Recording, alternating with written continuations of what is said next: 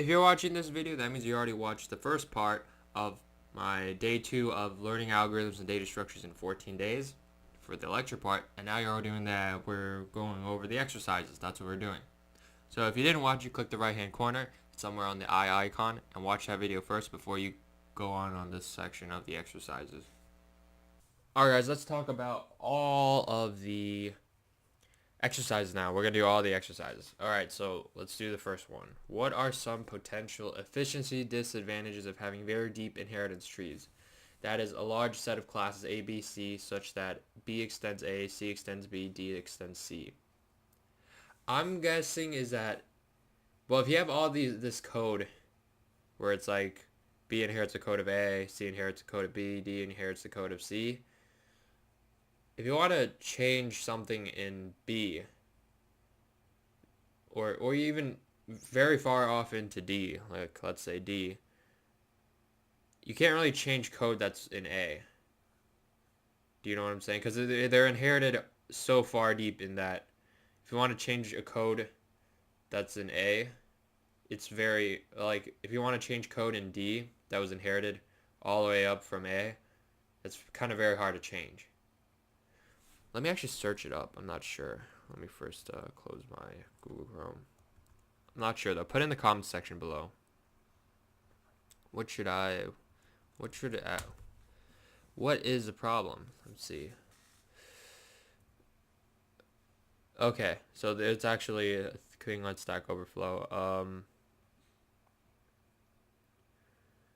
The real question is what impacts developer efficiency. The most important.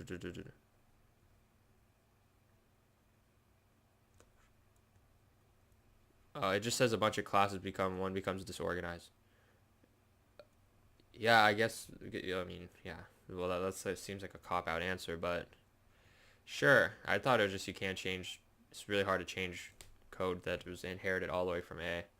Like change code in D that's already inherited from A. Alright, what are the potential efficiency disadvantages of having very shallow inheritance trees? That is, classes of A, B, C, so on, such that all of these classes extend a single class Z. Ooh. This is the disadvantage of multiple inheritance. The problem is that if they all inherit from Z, I'm guessing is that if ABC all inherits from Z, it's hard to tell which code you're using then for your whenever you write programs. I'll search that up also. Just make sure you guys are having the right answer. I know someone in the comments, please see if this is a... Okay, let's see. Well, okay, this is just the same thing as the other time. What about this? Ooh. Do they have this? Oh, this is in Chinese. Okay, let's see if I could translate to English. Okay, shallow inheritance, which is they all extend from A. This is very broad instructive correction efficiency can be most at runtime, but for development and application of A is both an interface and C++ similar to Java.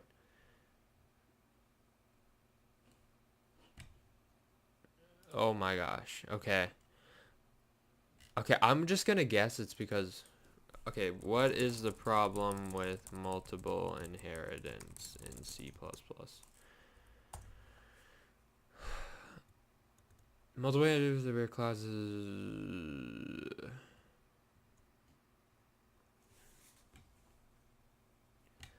Okay, we know what that is. Let's see, what is the diamond problem? Diamond problem occurs when two superclasses of a class have the same common base class. For example, the following diagram, TA gets two copies of the attributes of person class, and this causes ambiguities. Oh, okay.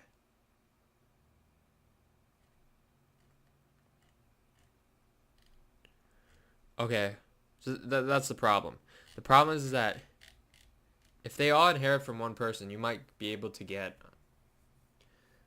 the problem of multiple inheritance that you might, if this person inherits the code of these two, then you might get problems with which code it's inherited because they both inherited the names of person for this one. So then getting if you're inheriting both of these, you don't know which code you're doing. This was only needed once. That's the problem. Okay. I'm pretty sure there's a better answer, but I don't know at the top of my head. Give 3 examples of life critical software applications. Okay, that's not that. Just find somewhere online life critical software applications. I don't know. There's that cancer one about the radiation. I'm sure you could find something online about that one. That's not really too good. Give an example of a software application where adaptability can mean the difference between a prolonged sales lifetime and bankruptcy. I'm guessing it's like if your software doesn't adapt to the sales of whatever sales, like the requirements for the customer, and you have to pay more money for more developers to change the code because the software can't adapt, that could actually cause bankruptcy because you're paying more money than you are of actually having to sell stuff for your code. If you know what I'm saying. Like if your software isn't as adaptable to like the customer's needs, then it could cause bankruptcy. I don't know. See, can I search this up? Let's see.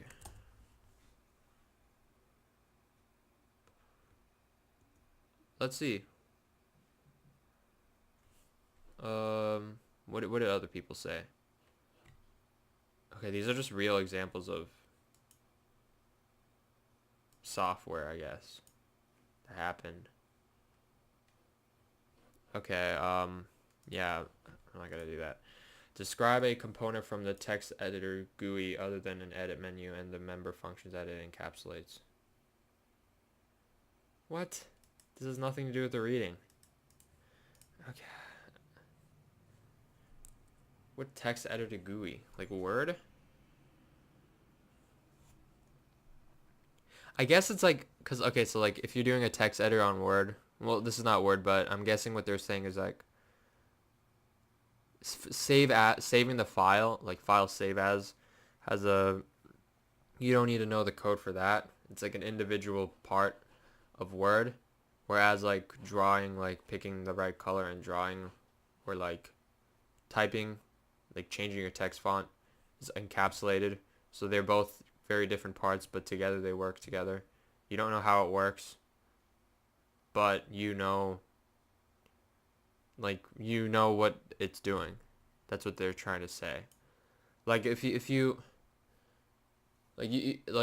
someone else could write the code for file save as, and you just need to like, oh, okay, I'll just have to call that function whenever I click on file. I'm guessing that's what they're saying. Draw inheritance diagram for the following set of classes. Go extends object. Okay, so that's okay. I'll just do it on Paint. So goat extends object. Hopefully I could do this correctly. So there's goat.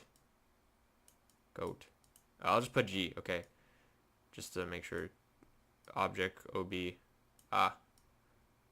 object. So G is goat. Goat adds a member tail and a function milk and jump. So this is gonna have tail. What was the diagram again? I think it was like minus is private. And then milk jump. Okay. Well, this is not a real UML diagram, but I think it's close. I could go back actually, but I don't want to do that. Pig extends object and adds a nose and eat and wallow. So pig extends object. Do this pig. Do P for pig. I don't feel like typing it all out or like writing it all out, so I'll just put N, E, and W. And nose, added nose, eat, E, W, wallow. Horse extends this. I think you guys know what I'm doing, right? Horse extends object. Horse. Etc. Okay. Extends object, adds height, color, run and jump. Height. H, height. Color. Run. Jump. Okay,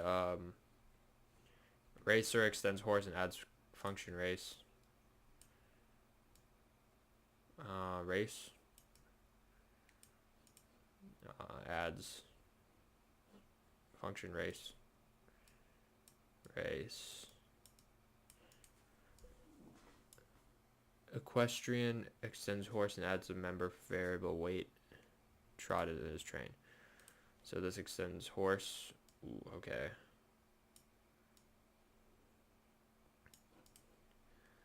Adds member variable weight. Function trot. Weight.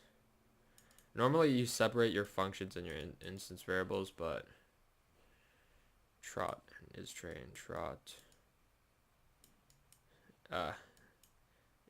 is trained. But I don't feel like doing that right now. Well, okay, here's a diagram.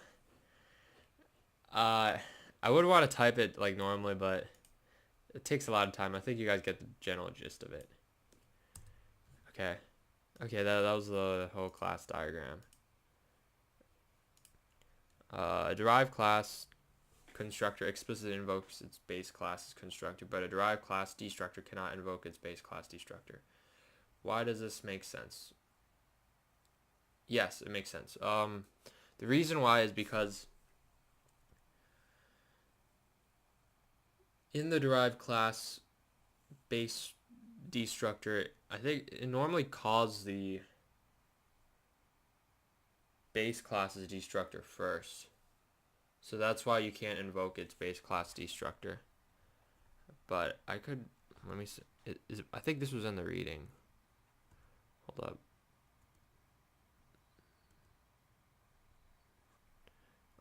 Here. Derived classes, base structure. Yeah, okay, this is how you're actually supposed to make your UML diagram, but I didn't feel like typing it all out.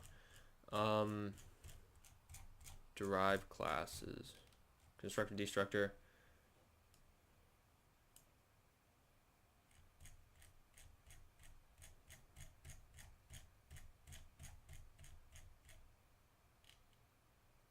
Oh yeah, it also has to do with virtual, because you don't know if it's allocated memory or not. The wrong destructor is called with the result. Let's see. Okay, I'll just type it up. I feel like, oh, whoops. I don't feel like reading it. Not reading it. I don't feel like doing it all. Let's see.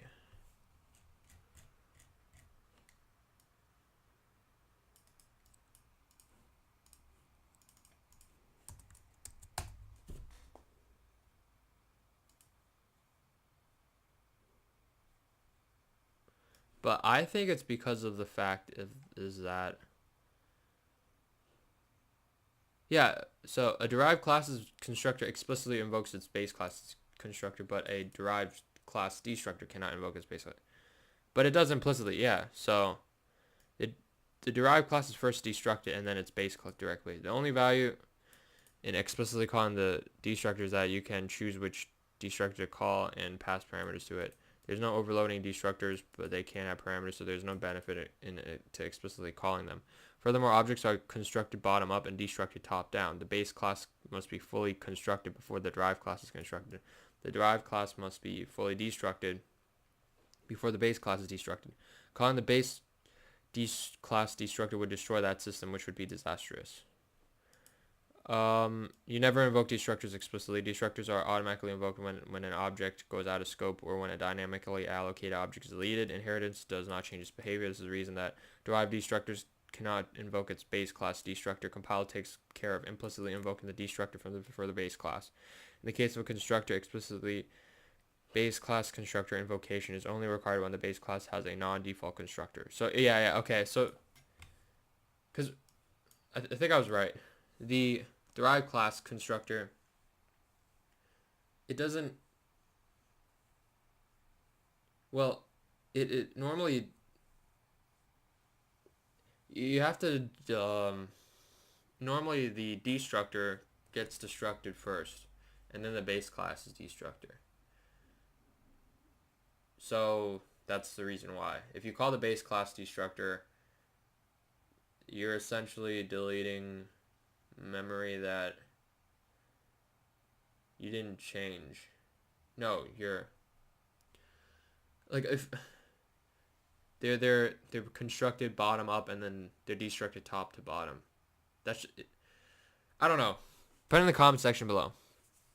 That's what I think. I think the reason why is that the destructor automatically, after the destructor's gone, right? After it calls the derived class a destructor, when that happens, the base class of destructor gets called. So that's why you can't really explicitly invoke its base class destructor, because it's a normal implicitly called. So, but I don't know. Give a short fragment of C++ code that uses the progression classes from section 2.23 to find the 7th value of the Fibonacci progression that starts with 3 and 4 as its first two values. Yeah, I'll do that. Okay, which one was it? 2.23. 2.23. Is this one?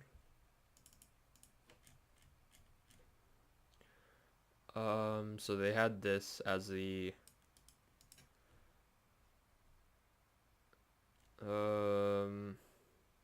okay, so they had yeah, I could do this. Basically, I just have to create some classes. 4 classes. One of them is abstract, I think.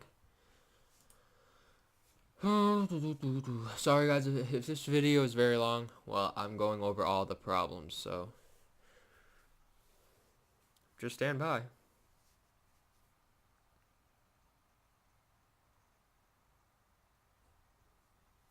It's loading a long time.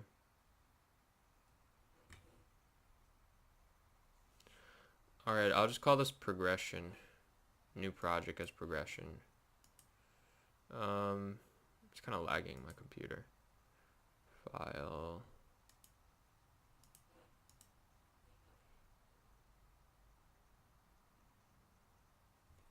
Alright, I'll just type it up first and then I'll show you what to do. Alright, so I copied all the code from the examples in the slides, and not in the slides, in the book. So here is what the regular header file that you should have. If you're following along with me, you can pause the video and type this out if you really want.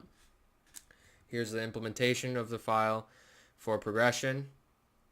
I'll just scroll down. You could pause it now, copy it, and you could pause it now. Like, pause it now if you want to copy it. So that was progression. Now let's do arithmetic, the header file of the arithmetic file. That's from the book. Pause it. You could keep. Here's the implementation of the header file for arithmetic. Here's the header file for Fibonacci. I'll wait 10 seconds for you guys to pause the video. Here's the implementation for Fibonacci. It's not that long. Here, you could pause it. Here's the geometric header file that we copied from the book. Pause the thing. And here's the implementation file for the header file for geometric. It's .cpp. You could check on the right. Alright, so now we have all those down, and the question is that write a short fragment of the C++ code that uses the progression classes to find the 7th value of a Fibonacci progression that starts with 3 and 4 as its first two values. So I'm actually going to create a new class. I'll just call this main. We don't need this. Actually, not a new class. A new item. I don't want to create a class. I just want a CPP file. Yeah, source. So let's do that. Let's call it source, whatever. You call it main, whatever. Include IO stream. We're gonna include we have to include Fibonacci.h. So Fibonacci progression.h. We got that. You have to use namespace std. Normally you don't put that, but in our case we can because we're not writing code. Use std. Now I want to get the 7th value of the progression. Fibonacci progression that starts with 3 and 4 as the first two values. So how do I do that? Well, I need to create a Fibonacci progression, and I could just do that like this. Fibonacci progression. Let's just do that. Fibonacci progression. I'll make it a pointer. It's a pointer to an object of Fibonacci, so I'll call it fib. Okay. Then I'm gonna make a new Fibonacci progression. And this creates a new pointer for the Fibonacci. Can I do it like this way? Let's see. Because I want to call it constructor. Okay, so I could pass in.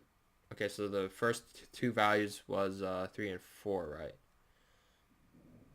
Yeah, 3 and 4 as the first two values. So how would I do that? Well, I'll go back to source, pass in 3 and 4. Can I do it like this? I'm curious. Now I just want to print out fib progression. And I'll use the arrow because it's pointing to an object, and I'm going to get the print progression, and they want me to print the 7th value, I think, if I recall correctly. Okay, let's see if this works. It may or may not work. I'm not sure. Oh, I have a memory leak. I have to delete fib program. I should do that. Okay, I need to close this first. Okay, there's build errors anyway. What are the build errors? You cannot create a generic.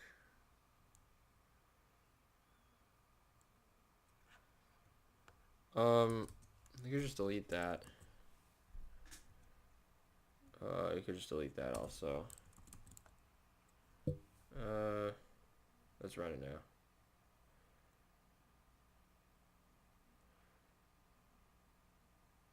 I didn't delete the pointer. I gotta free the pointer before I have so many memory leaks.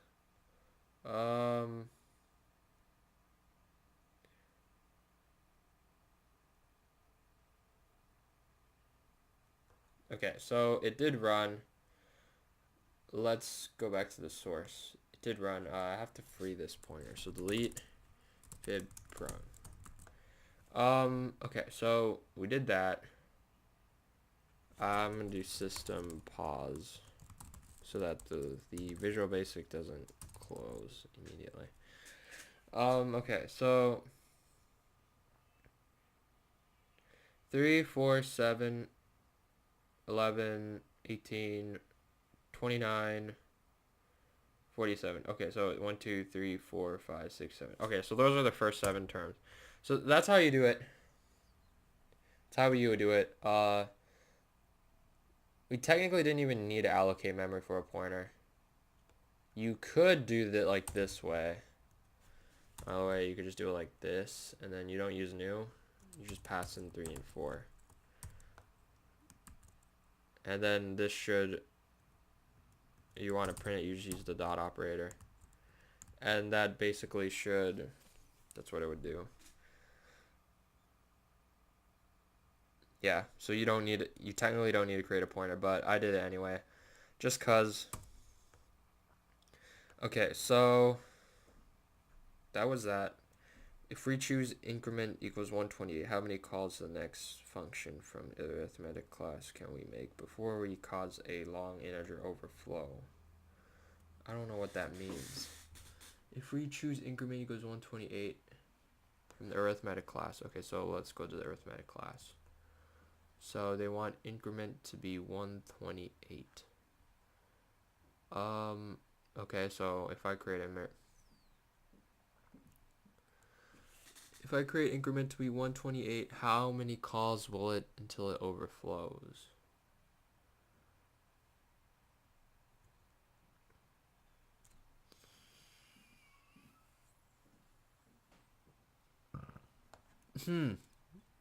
That's a good question.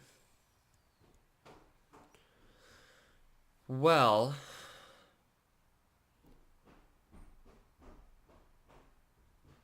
let's just see how we're gonna try it.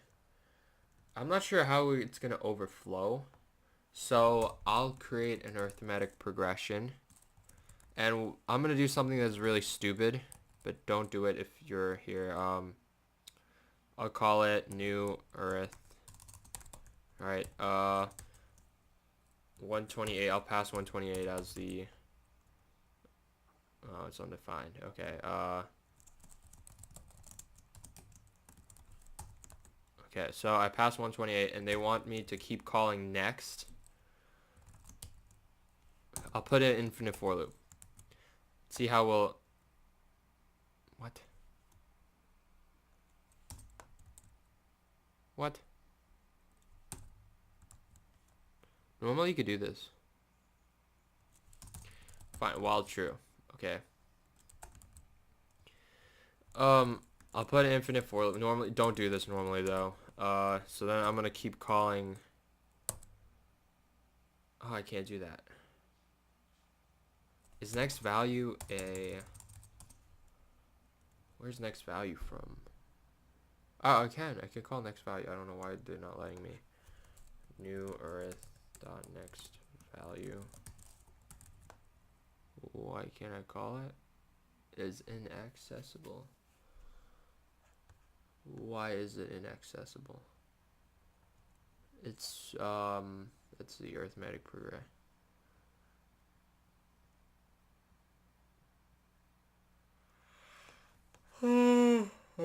Arithmetic.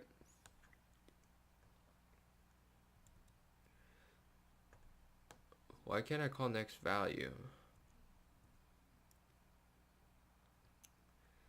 It's protected. Oh. So I can't call it, but I could call print, right? Print prints out the next value.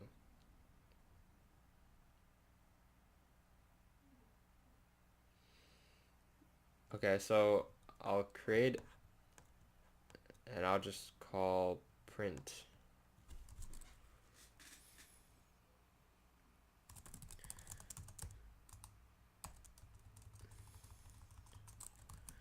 While I is less than.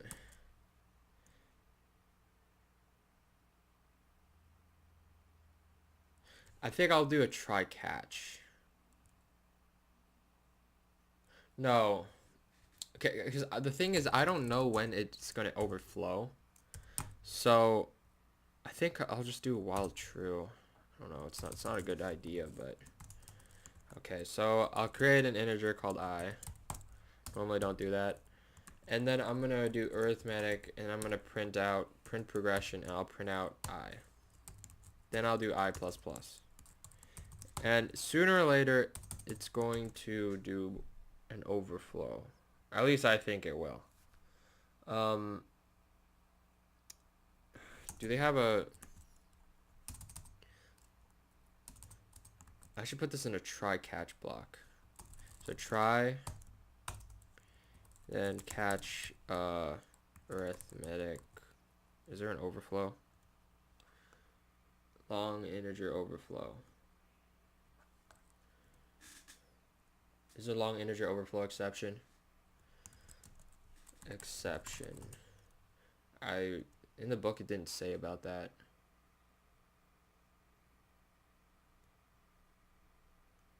Okay, so it's larger than can number bits. So how much is a 60? How long can I hit the 64-bit long integer? Limit. Let's see. So the number, this is the maximum value for the 64-bit. So they wanted to see how many calls to the next function can we do before we can cause a long integer overflow. Okay, so this is a max number. Long max number is this. I don't know why it's not.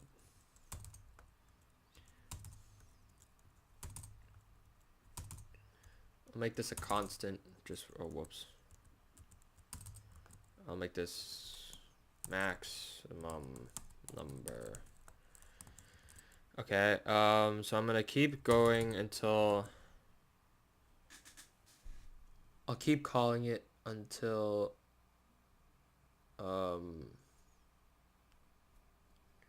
128 reaches,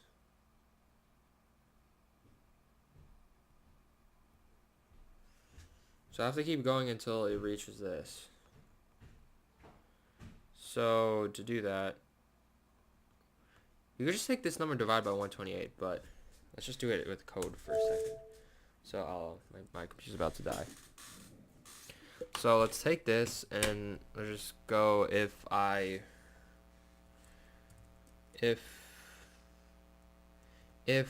reaches to, well, this isn't long. Okay, let's make this long.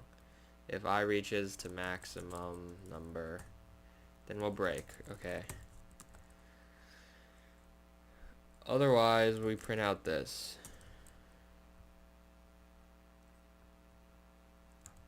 And then we increment.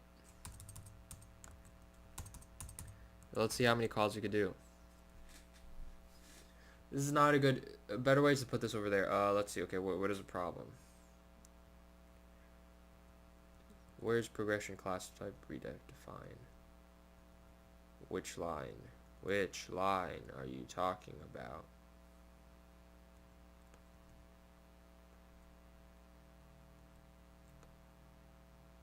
Okay, so I have to do hashtag if not defined. What is it? Progression. Okay, so I have to do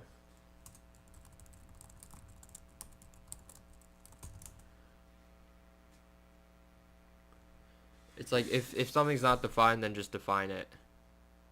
I remember it's something like that. Hashtag not, if it's not defined, then you have to redefine it.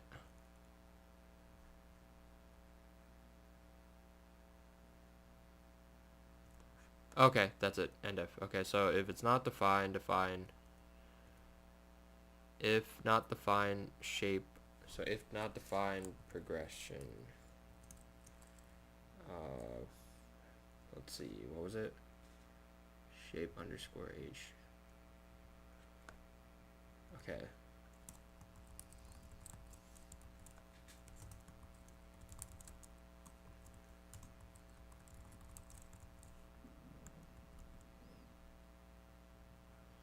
Let's run it again. Do I build errors?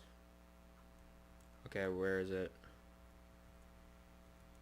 I did that. If it's not defined progression, define progression.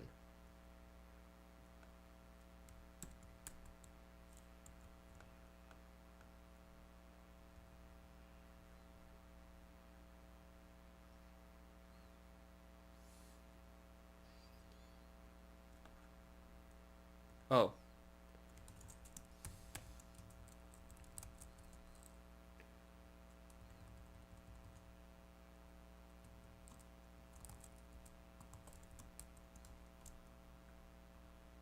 What?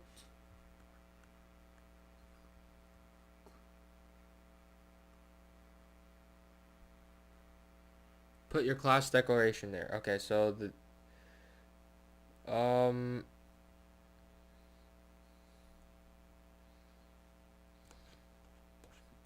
let me see. It's something to do with redefining variables.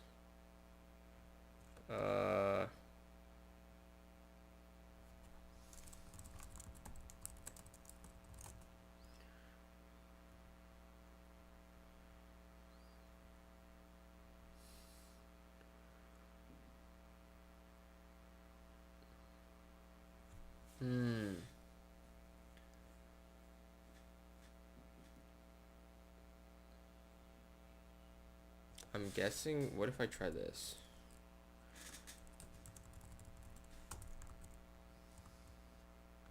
That doesn't make any sense. Okay, why is this why is it like this? I'm curious. Why is it like this?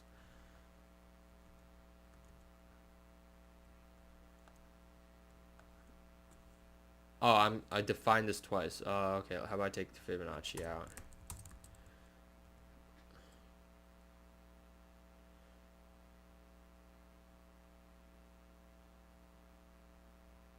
Okay, it's gonna keep going, keep going, keep going, keep going. I have to hit an overflow sooner or later.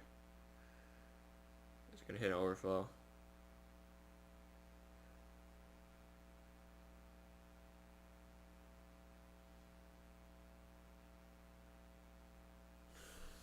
When is it gonna hit an integer overflow? Okay, I'll just close it. Okay. I'm guessing it's the maximum number divided by this. That would be the number of calls you could do it until you get an integer overflow. But I don't want to wait until I hit an integer overflow. So that's what I'm guessing. Let's just go to the next question. Someone who's more experienced than me at C++, they could probably figure out this question. Put it in the comment section below. I like to look. This is what I like about these videos. I get to learn with you guys also about how much we know about C++. Alright, let's go to the next video. Suppose we have a variable p that is declared to be a pointer to an object of type progression using classes. Suppose further that p actually points to an instance of the class gem progression that was created with the default constructor. If we cast p to a pointer of type progression and call first value, what will it be returned and why? Okay, so if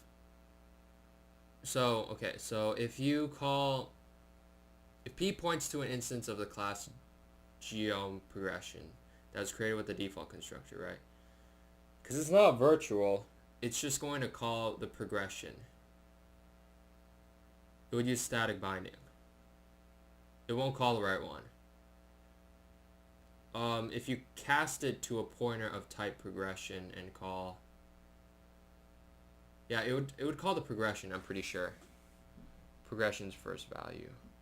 I don't know though, but I'm pretty sure it's what it is. So suppose we have a variable p that is declared to be a pointer to an object of type progression using the classes. Suppose further that p actually points to an instance of the class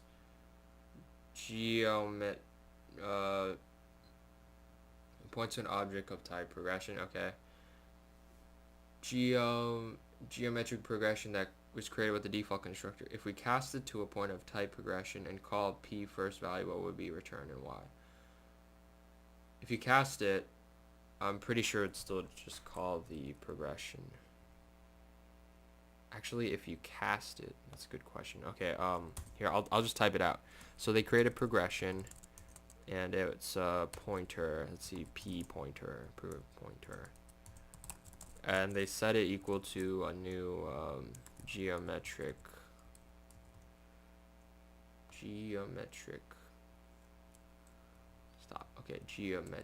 progression. I have to import geometric progression.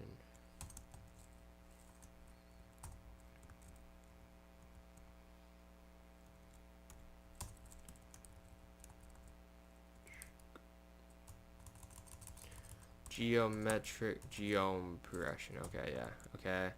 Then what do? They say if we cast p to a pointer of type progression.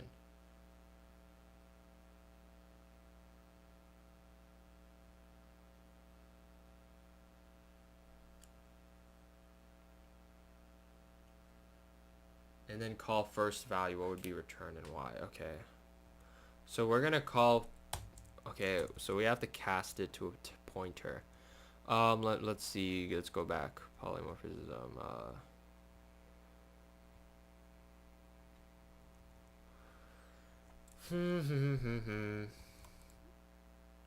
Let's go back. Let's see. Casting, cast. So we have to cast it. There's one part where they did casting. So I'm pretty sure it would call the progression one because it's not virtual. Where's the cast?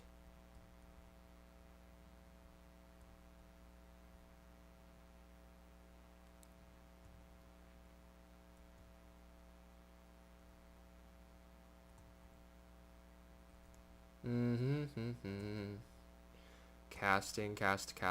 Okay, class casting. Okay, so they, okay, where do they cast?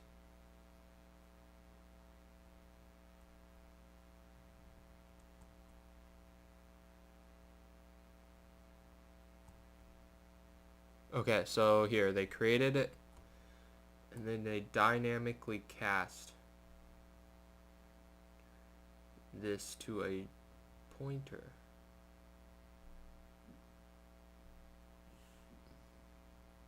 Should I use a dynamic cast or a regular cast? Is there a static class? Okay. I'll use a dynamic cast. So we'll do this. Dynamic cast it to a pointer. So we're gonna dynamic cast this to a geometric progression pointer, and we're gonna use this p pointer. So they wanted us to, what did they want us to do? I forgot. I'm sorry if I'm spending way too long on this, but it's better to spend a long time on it to make sure you guys understand what's going on. Okay, so that is declared to be a pointer to an object of type progression using the classes. Suppose further that P actually points to an instance of the class geometric progression that was created with the default constructor. If we cast P to a pointer of type progression, then call P first value, what would be returned and why? P is declared to be a pointer to an object of type progression. Type progression. It's declared, okay. So this is type progression, and we cast it to a geometric progression. And then let's say geometric progression.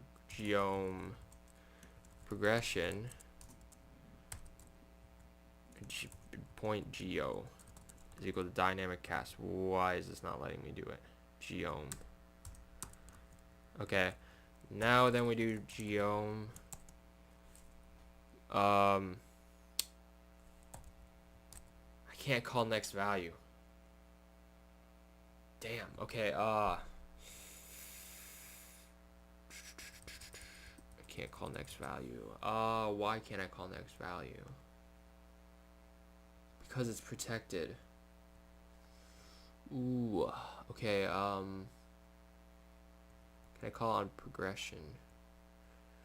Progression's protected though. Yeah, it's, oh no, it's virtual. Oh. So I can't call next value, but we call geo first, first value. Okay, so if we call first value, can I even do that?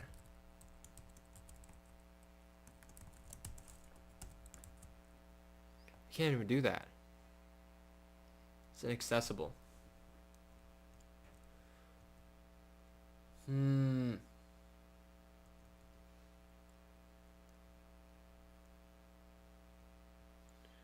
First value.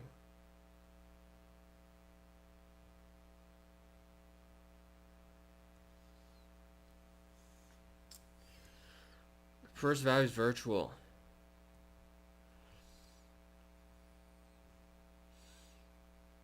First value is virtual, but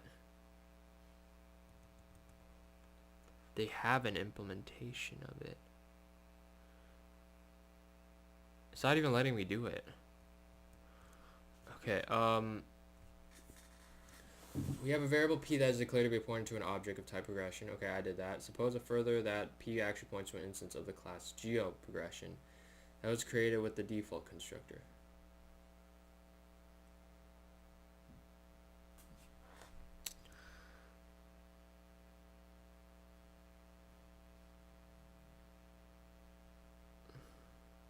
Oh, okay. They want me to do it this way.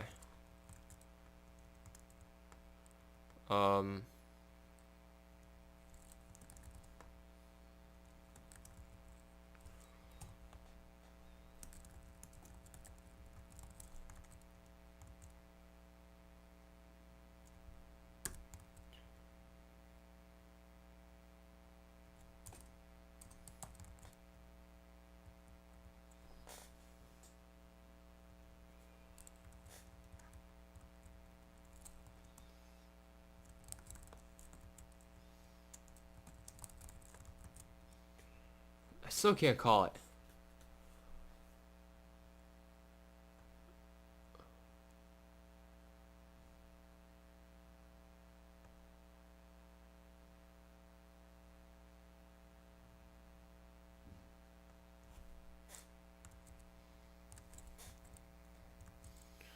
Why can't I call it?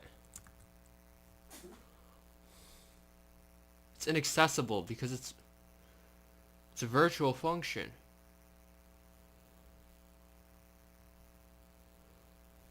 Suppose we have a point that is declared to be pointing to an object of type progression. Okay, I did that. Now suppose that P actually points to an instance of the class geometric progression that was created with the default constructor. So progression equals geoprogression. That's what they're saying.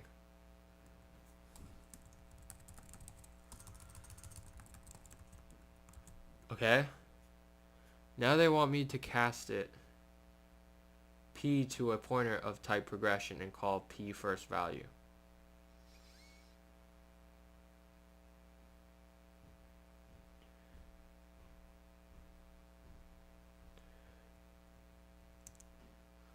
So I did that. I cast P.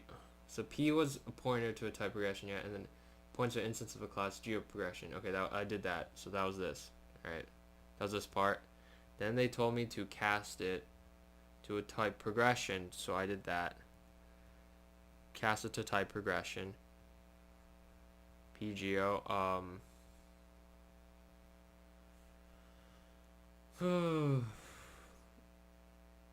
And then call P first value will be returned. Okay, so you know what? I'm going to change this to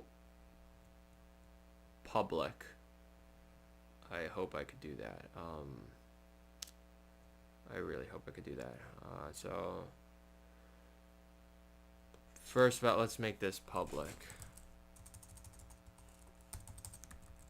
Alright, there might be some errors now. Okay, so this works, but there might be errors for other classes now. Let's make them all public.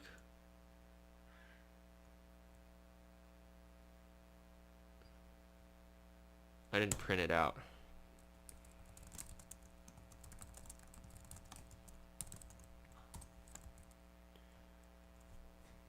Where's the first value?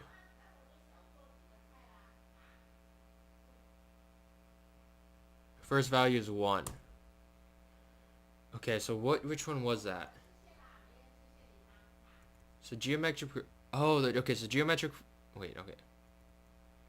What's the first value? Yeah. So it called progressions first value 1.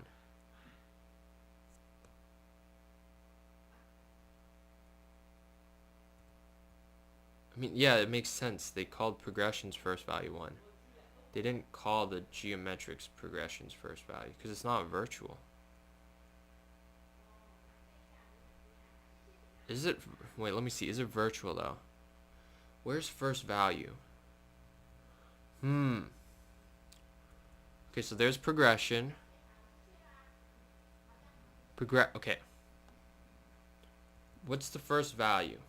Let me see. Let me find it again. So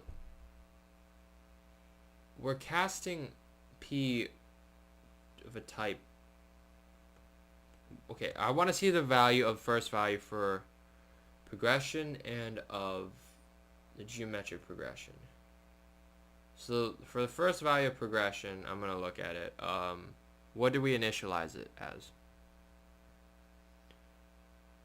Oh, for progression, we initialize it as 0.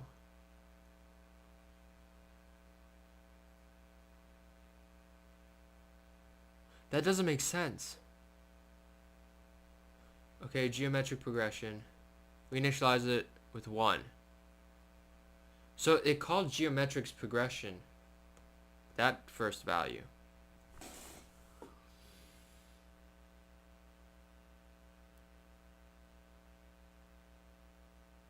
That doesn't make any sense. Why did it call geometric progression's first value? Was first value virtual?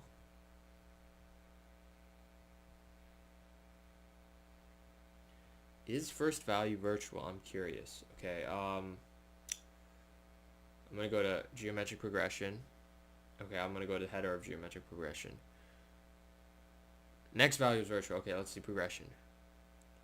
Oh, first value is virtual. That makes sense. Okay, so because first value is virtual, it called the right one. Right, it called the progression of the... It called the geometrics progression because it's virtual. It called the right side. Normally it would call the left one for the progression.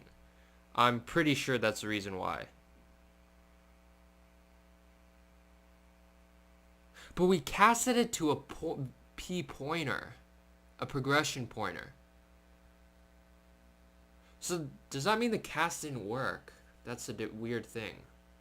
Okay, what if I made this geometric progression? What would it print out now? Is it still going to be 1? It is still going to be 1. Okay, let me put a space. Just to make sure you guys could see. So, the value... Oh, I need to put end L. Okay.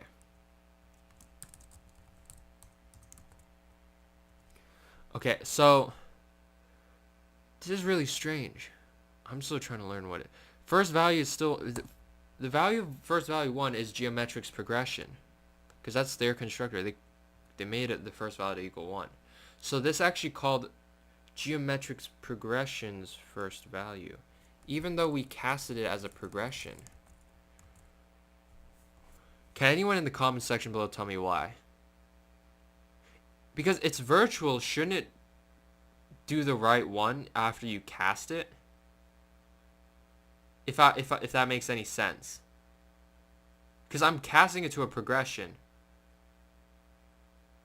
Shouldn't I call progression's first value? Not geometric progression's first value.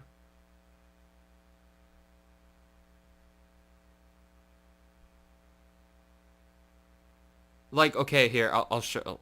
I'll go back to the area where the book it said. Because here... During casting, right? Not that one. Polymorphism, right here. Okay. So look, they made it virtual so that you could call the right one. Right? When they did print progression, it actually called the right progression. Because first value was virtual. Like here they had a progression pointer and they created new arithmetic progression and they called print progression. It actually did the progression with the arithmetic one. The right side. Right? So it didn't do the left-hand side. So here in this case, because it's virtual, it's going to do the one on the right side. The right value, right? So it's going to call geometric progression's first value. But we casted it. So does casting change it? I have to go over that. Does a casting actually change your progression? Because if you cast it, it really should. Okay, look, the problem is that base class does not have a function change major. That is different. We know that points to a class of, so this operation should be legal. To access the change major, we cast it from the person type to type student because the contents of variable I dynamic. We need to use it to determine whether this cast is legal, which is a dynamic cast is. Okay, so they casted the person class into a student class, right? And then they called change major. That's what they did.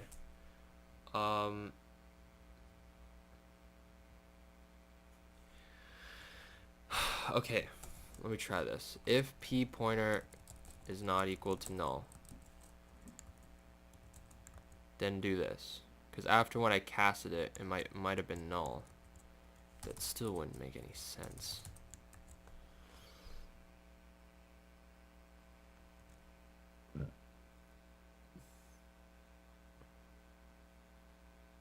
Okay, yeah.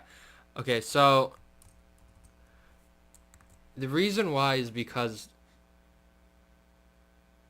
even if you cast it to a progression, because it's virtual, because first value is virtual, if you call the first values, the pointer on the first value, it would actually do the right side. That's what it's doing. It would still do the right. It would choose the right one because it's the virtual, because the function of first value is virtual, so it does the right one for the right side, because of dynamic binding. If I didn't make it virtual, it would still do the left side. It would do progressions. The progression side of it. I'm pretty sure that's what it's doing. But even with dynamic casting to progression, it would still do the geometric progression because it's virtual. Alright, that's the reason why. So let's go to the next one. Sorry guys if this video is very long, but I want you to learn with me as I'm trying to learn this as well. Okay, so let's go to exercises. Oh, whoops, I closed it. Okay, I'm going to reopen it. Alright, let's continue to the next one. Consider the inheritance of classes from exercise R-2.6. Let D be an object variable of type horse. If D refers to an actual object of type equestrian, can it be casted to type racer? I'm going to copy this because I want to look at the question. See, okay, so I'm going to comment this whole thing out. There's a faster way to comment it, right? Let's see. Okay, whatever. I'm gonna paste this question here, just so I'm not wasting your time. Okay, so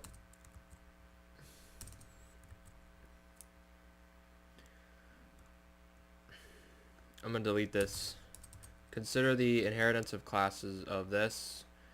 Okay, so what was it? What was the thing in 2.6? 2.6 example. It was this one. Something to do with horse.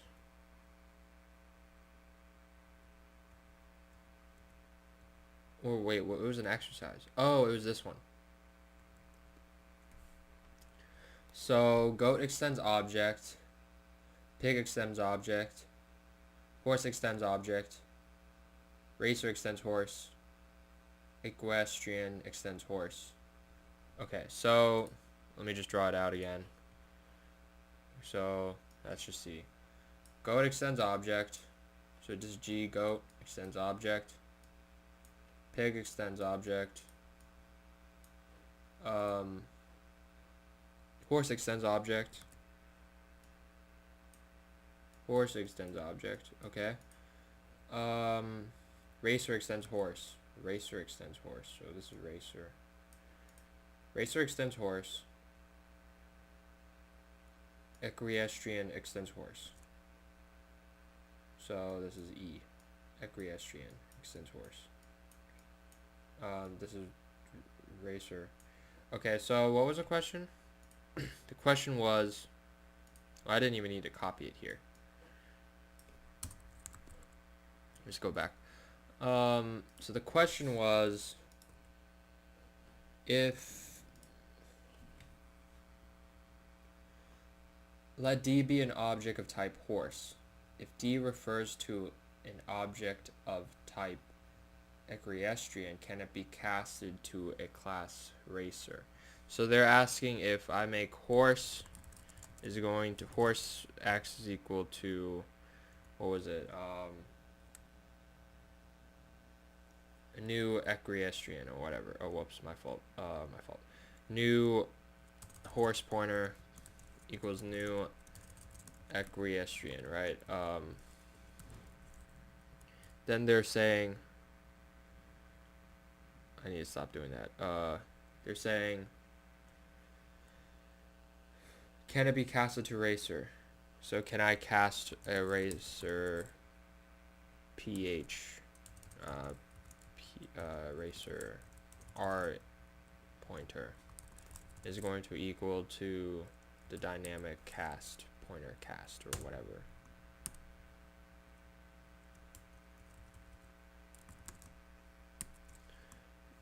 um, can D be casted to a class racer? So they're casting it to racer, a racer pointer, right? I didn't declare any of these classes yet, but that's what they're trying to say. So they're basically saying this. At least that's what I think. I'm pretty sure this is the right way to cast. Yeah. Dynamic cast. So can you do that? Well, let's look at it. Let's look at it. Yeah, let D be an object of type racer. If D refers to an object of type aggression, can it be cast as a class racer? Let D be a type horse. Okay, so let's look at this thing again and look at our diagram. So horse could equal a type equestrian. Yes, horse could equal type equestrian. Okay. Can I cast it to a type racer? If it's a horse. Yes, you can. You definitely can. You have to check if it's null though. Because, well, because they had an example where it was, they had an example here where they had an array of persons and then they casted it into people, if I recall correctly. Here, they had an array of persons.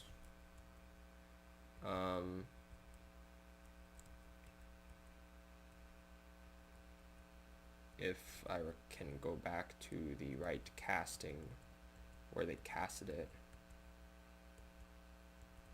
Casting. No, I went too far. Right here, yeah. So they had an array of persons, right? And they set equal new student. Then they realize, oh wait, I can't do that. Right?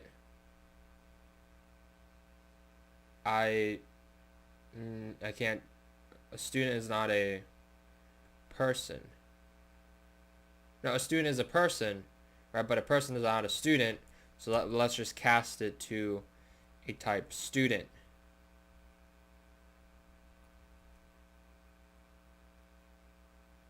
Oh, no, you can't. You can't do that. My fault. Okay, you can't do it. The reason why you can't do it,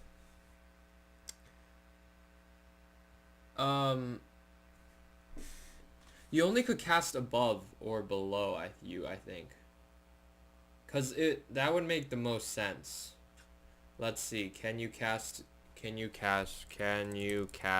to a brother class? I think. C++.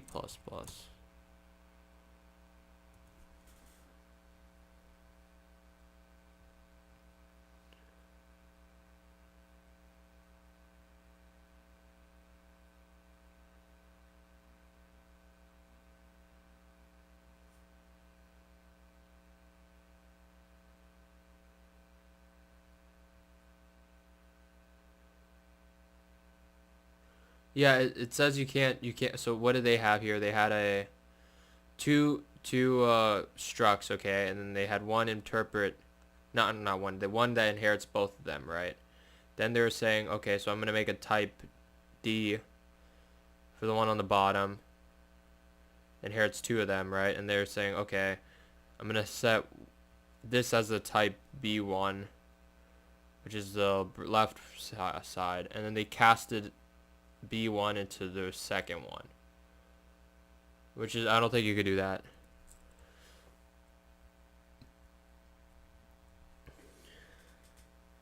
I think you only can cast it to the left hand side and the right hand side, not the top and bottom. It wouldn't make any sense if you can. Let me see. I want to make sure though. Can you cast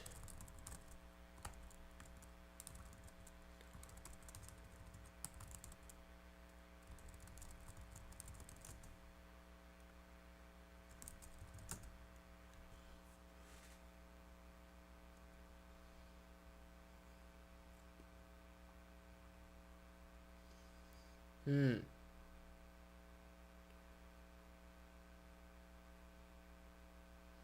so they have animal, dog, and cat, right? And then they saying, okay, they had a dog, then they had a cat, and then they referred to this dog. Animal refers to, okay, they create a reference to cat. They create a animal pointer, dog pointer. Okay, so then now they're saying, why don't we cast an animal to a cat?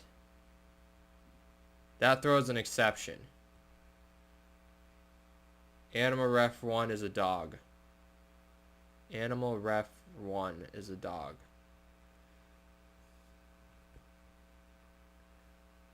Yeah, you can't cast...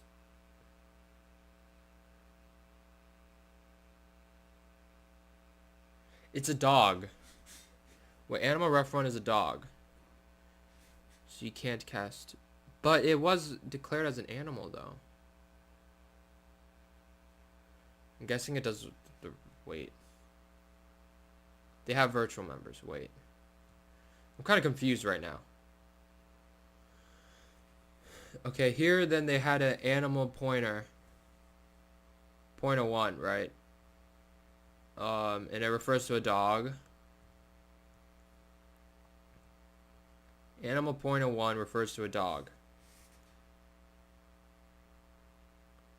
And they're casting it to a cat. Returns null. Animal pointer 1 is a dog. Okay, so yeah, you could do it. Yeah, I'm pretty sure you can. You could definitely do it. At least from this says. Animal pointer 1 cast it to a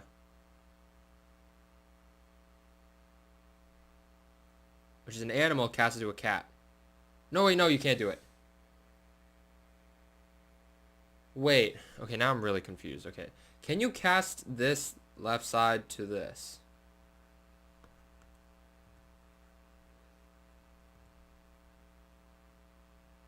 No, but that's not what they're doing.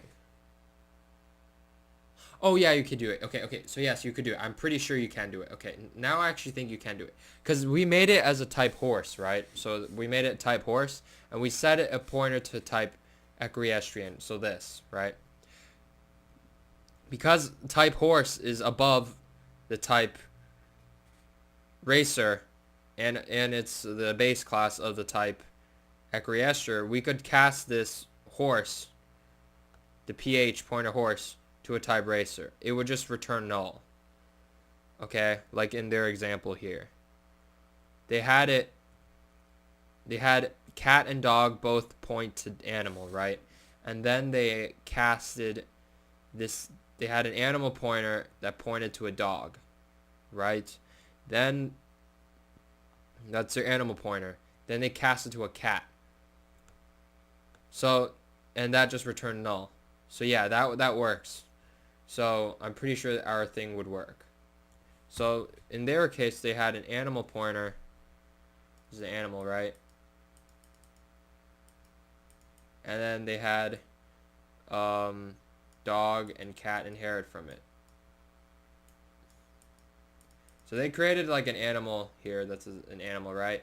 And they made it point to a, which is a pointer to a cat. No, a dog. It's an animal pointer, right? So it was an animal. So they made it an animal, right? And then, but it is a type cat.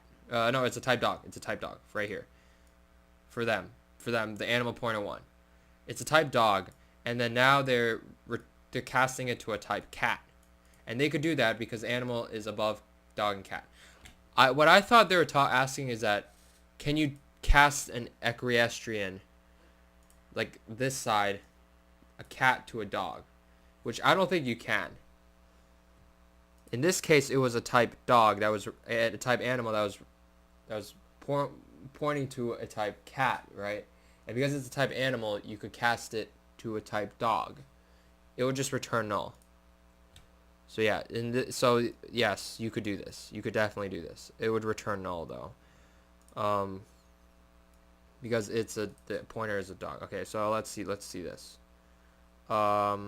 I just want to see what else works. They had a pointer to type cat, and they casted it to a dynamic cast of type cat. Okay, that works. Pointer to cat, cast it to a cat. Yeah, that works also. This, on the other, makes no sense. An animal object is not a cat, therefore it cannot be treated like a cat. So they had an A animal. Then they casted it to a type cat, and it throws an exception. It's not a cat. Oh, that's so weird. Okay. Throws an exception. It's not a cat. Then they casted it to a pointer. It returns null. It is not a cat. Looking back at your first statement, this works, but it slices the cat part out and just assigns the animal part of the object. This makes no sense. An animal is not a cat. But you could still do this. A cat is not a dog.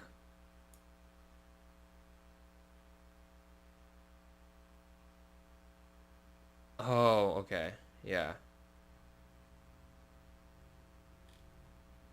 So, yeah, a lot of things here kind of don't make sense. But this works because some of these actually work.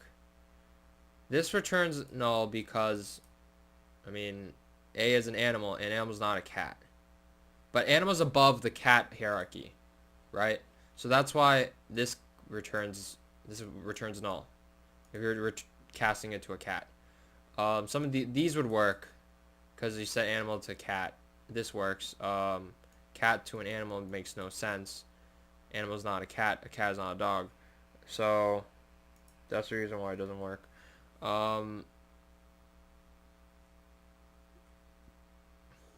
Returns. Okay, so that was that question. Let's go to the next problem. What was it? Generalize the person-student class hierarchy to include classes faculty, undergrad, grad student, professor, and explain the inheritance structure and derive each. Okay. I don't want to do this, but you could do this if you really want to. You're just adding classes. Okay. So what they're doing is, okay, so they're saying a person is a student. They want you to write the code out for all this. I don't feel like doing that, but because I think that's just a waste of time if you guys understand it already. So person, student is a person, so we inherit the code of person. So right, student is a person. They want us to create faculty, undergrad, student. Okay, so undergrad student and grad student are both type student, so we'll just inherit that. Undergrad, grad, student. Put S, and then this is grad student, grad, student.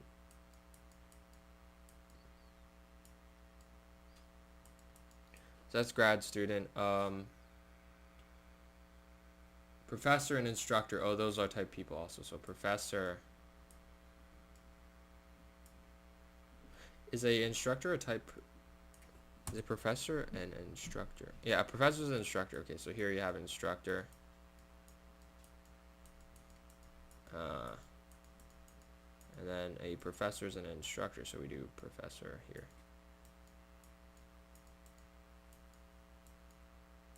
Okay. So that's basically the class hierarchy. You could write whatever instance variables you want or functions. Ideally, that's what you would do. So just program this if you want to yourself. Give an example of C++ that performs an array out of bounds exception. If it is out of bounds, the program catches the exception and prints an appropriate error message. Ooh, okay. Let's see. How would I do that? Okay. Oh, whoops. Array out of bounds exception. Okay, so I need to create a, let me just don't save this, for loop. Let's create an array. Let's give it 10 values. Let's do it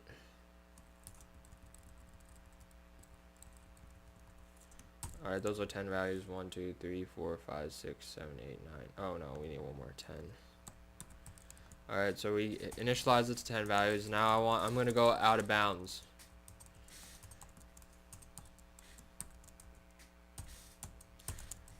I is less than or equal to 10 I plus plus. C out, array at I. Now I'm gonna do a try catch block.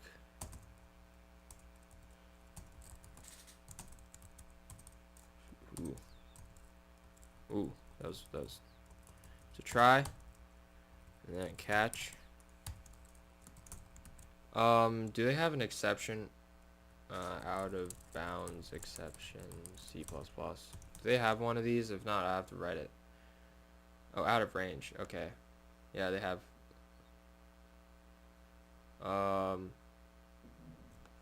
If it's out of bounds, just do const sc out of bounds. Okay.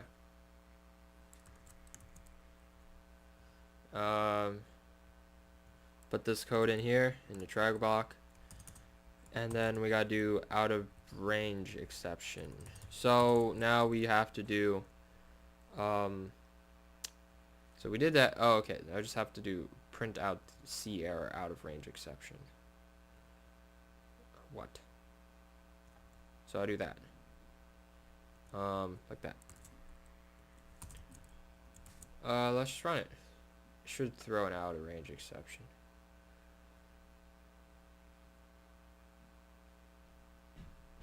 It didn't throw an out of range exception? What? Oh my god. Okay.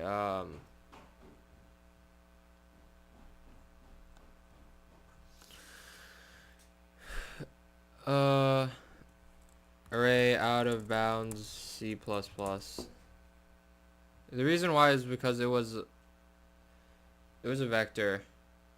Let's see if I could find one. An exception. Okay. If not, we have to write our own exception, which is something I really don't want to do. Because then you have to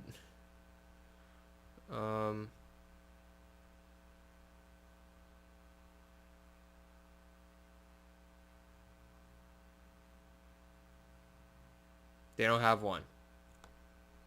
Let's just make it a vector.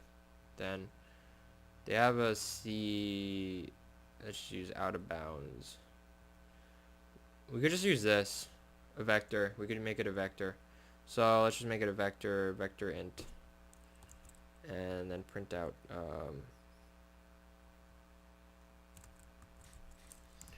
include vector.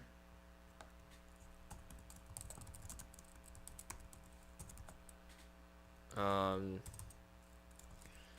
I want to do my vector.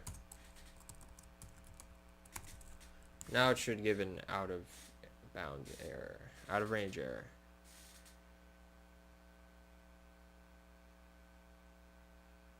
Where's the out of range error? Booyah! Wait, where is it? Vector substring out of range. Yes, okay. Okay, abort. Okay, so we got that. Let's see, what else? Consider the following code fragment. They have object called printMe, which prints, it's a pure virtual function. Okay, then they have a place that inherits object and it overrides it. It's called printMe and it does by it. We have region and then overrides, inherits place, and then it does printMe and then it says box it.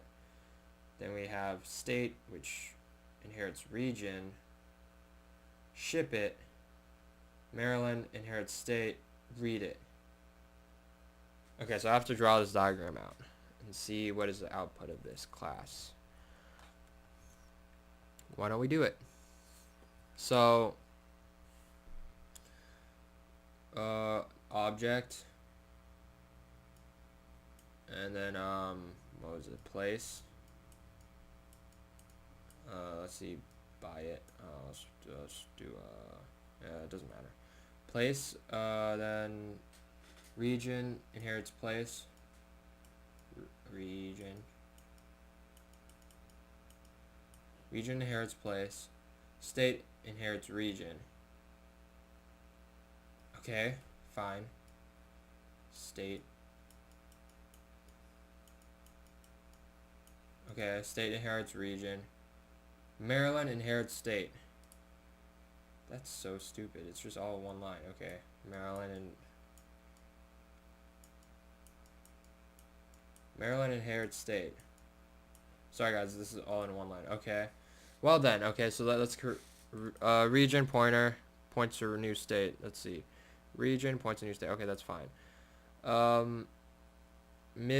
State Maryland points to a no, state pointer MD points to a new Maryland. Okay, so let's see.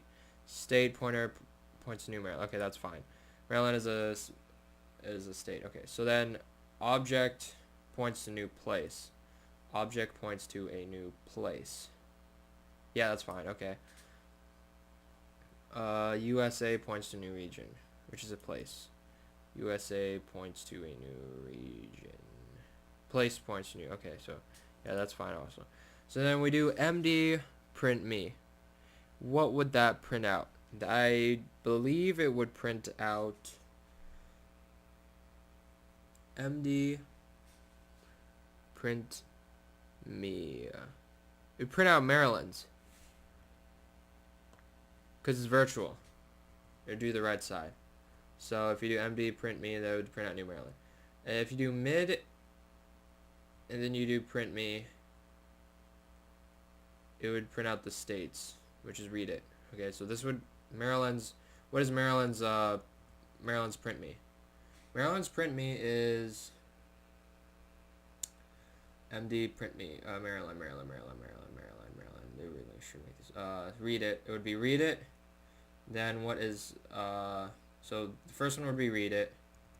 So let me just quickly put so I think it would be read it. Why don't I type it out? So I'm guessing it's gonna be read it. Okay, I'll just delete this. Read it. What else? Mid print me. Mid point me. Okay, so what is mid is the so this is region, right? Region pointer points a new state. Because they're all virtual, I think it's gonna do the right hand side because dynamic binding. So we're gonna do mid print me. It's gonna do states print me. Okay. So states print me is ship it. States print me is ship it. So it's gonna do ship it. So we're now gonna do read it, ship it. Read it, ship it. Okay, now what are they gonna do? Okay, so they're gonna have a cast. They're gonna cast OBJ, which is a new place, into a place, and then they do print me. OBJ, which is a new place. Well, I'm based on what I've saw so far, I think it's gonna do new place because it's virtual. So even though it casts it to a place, it's still gonna do. It's gonna do new places method of print me. So dynamic cast, it casts OBJ, which is this, into places. Into place, right? So that it does print me. So what is that? That is the place. What is places print me? Places print me is buy it. Okay, so it's gonna do buy it. So let's go here, and we're gonna do buy it. And now what is the next one? OBJ is equal to MD. Ooh, okay, so the pointer of OBJ is now equal to MD. And MD is Maryland. Then you cast OBJ into Maryland and do print me. Ooh, that's hard. That's gonna do Maryland's print me. What's Maryland's print me? Maryland's print me is read it. So they'll do read it.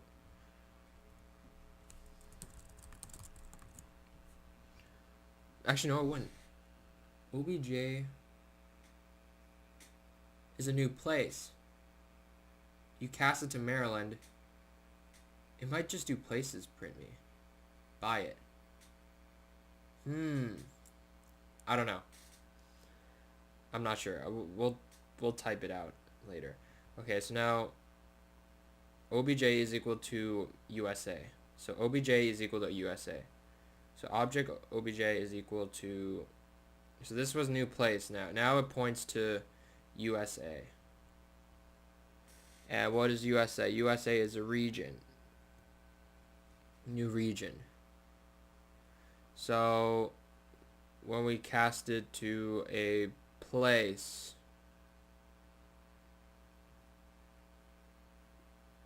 and we do print me, I think it will do regions. I'm pretty sure it would do it. So I think it will do box it. So after this, I think here it will do box it. Box it. Okay. Then you said USA equals to MD. USA was this, which is a new region. Now it equals to MD, which is New Maryland. And now you cast it to a place. I think it'll do Maryland. What is Maryland's print me? I could be completely wrong here. Read it. Alright, now let's type this up to make sure it actually runs correctly.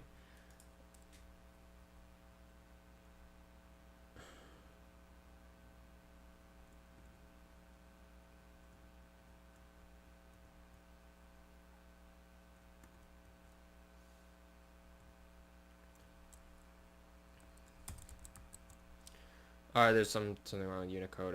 Let's see what Unicode is he talking about?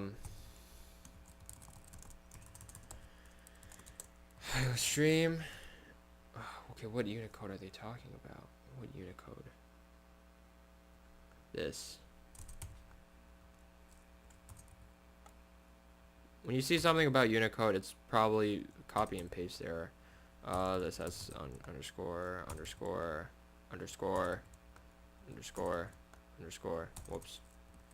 Whoops. What? Oh, damn. Okay, not yet. Underscore. This has to be like that. This is like that.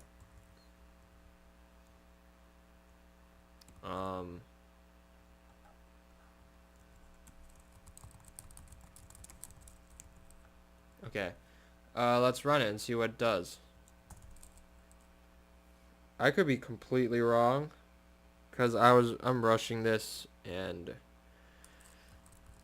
I'm just saying I could be completely wrong. My understanding of C++ could be completely wrong, because I didn't think it through. Read it, ship it, buy it, read it, box it, read it. Okay, let's see what was my thing.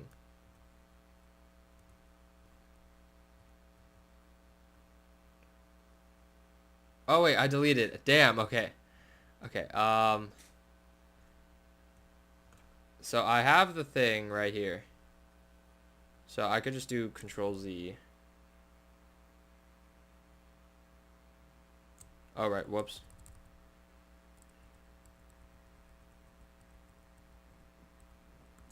Okay, so what did I had before? I had read it, ship it, buy it, read it, box it, read it. And what was it? Read it, ship it, buy it, read it. Wait, read it, ship it, buy it, read it, box it, read it. Okay, I got it right. Thank God. Okay. I got it right. Okay, so I'm not completely clueless. Okay. So that was it. Then I did all this stuff. Okay. Okay, so I'm not completely clueless. Okay, so that was that question. What is the output? Okay, so write a C++ function that counts the number of vowels in a given character string. Okay, that's not that hard. Just loop through. Here, I'll do it right now. I'll delete this. delete all this.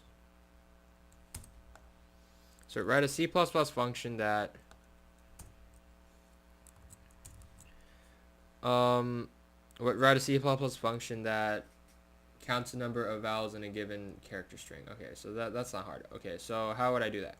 Well, you just need to, you need to do it really well. Okay, I'll do it in front of it. So we'll do count vowels, and it's gonna string str. Why not? It's underscore. It's lowercase.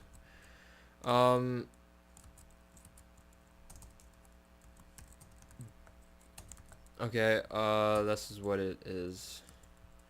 So now what do we have to do? Loop it.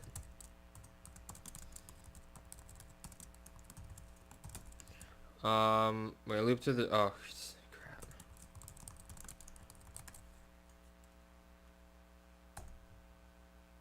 Wait, is that the right string library?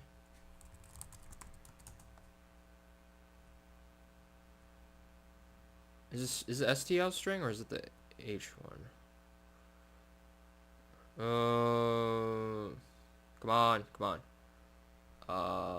Where's the library? String STL library.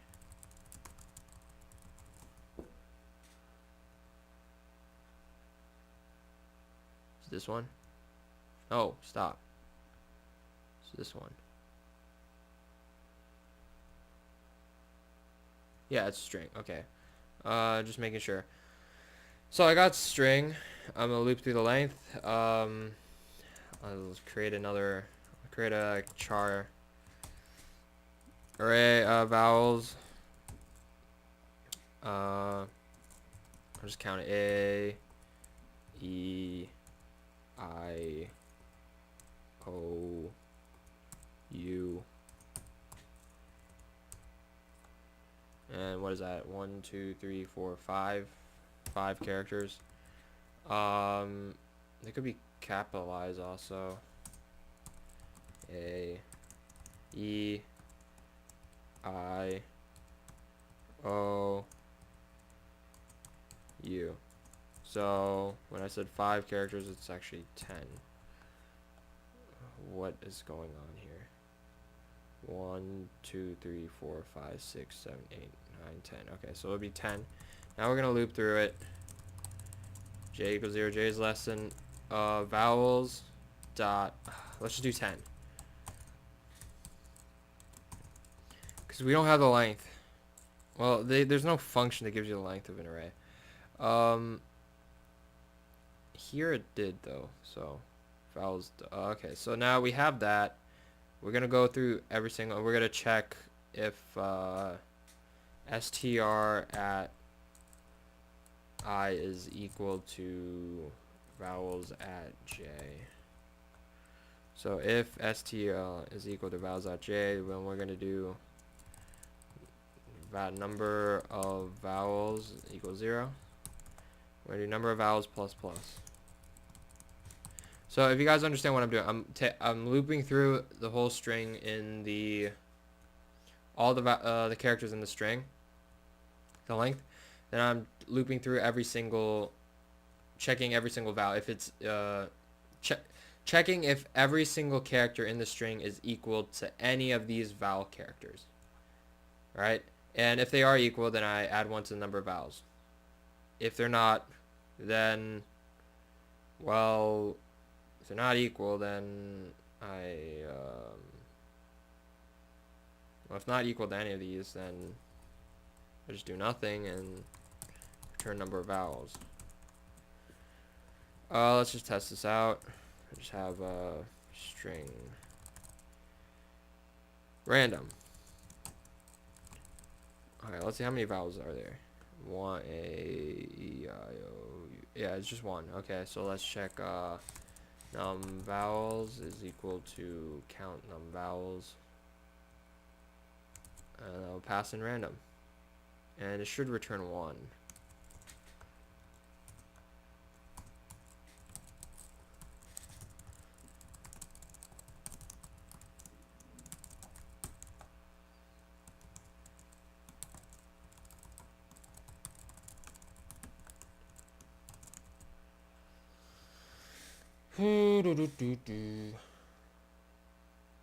Errors, yay. Okay, what is the problem? Cannot. No standard use to create a pointer to a member. What do you mean? Are you saying there's no length? Maybe it's size.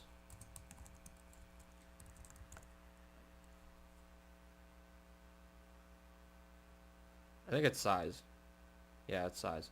Yeah, okay, number of vowels is 1.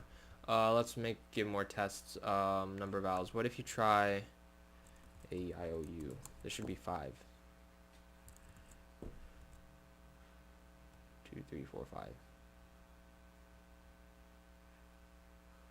Okay, 5. Okay, so yeah, we counted the number of vowels.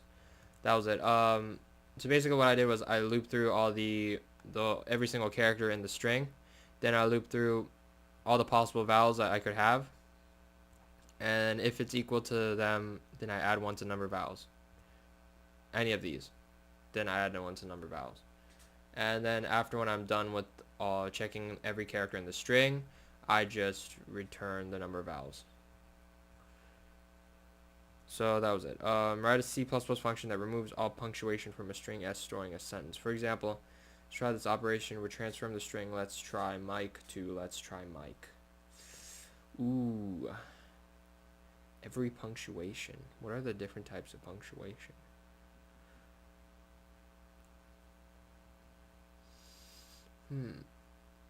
Okay, we could do this. Hold up.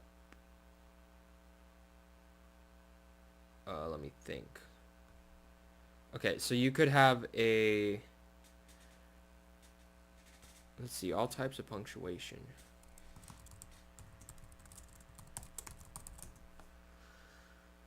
So you can have a comma, a period, a colon, exclamation. Let's see, more. How much punctuation can you have?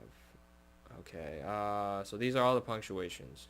I'm assuming these are all the punctuations. So it's kind of the same thing.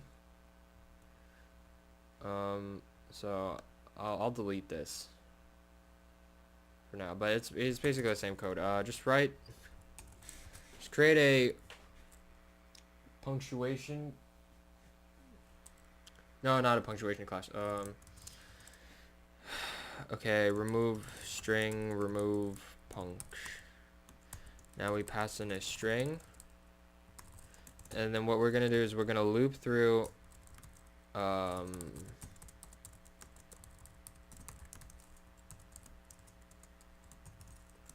every single character in the string. Then what we're gonna do is we're going to we need an array that has all the possible punctuations. So all punctuations. Let me just do that. Did that work? Didn't. Oh, okay. I'm not gonna do the ellipse. Maybe. Oh yeah, you can do the ellipse is just a period, so that's fine. So just need to get rid of this just dash. How do you know what this is? Is it a hyphen like that? I think it's like that.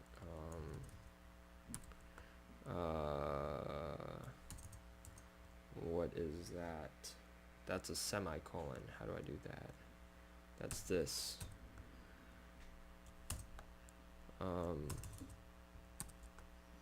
That's a colon. So I have to do that. It's a quotation mark, so let's get rid of this. Oh, okay. I have to use backslash T. I don't know. Okay, apostrophe.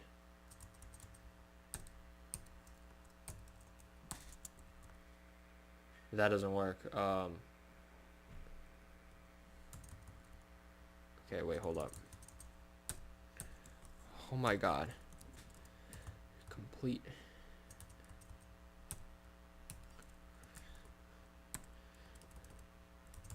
Okay, let's go back up. Let's go back up. We need a comma and then a period. Okay, so comma, comma, and then we need a period.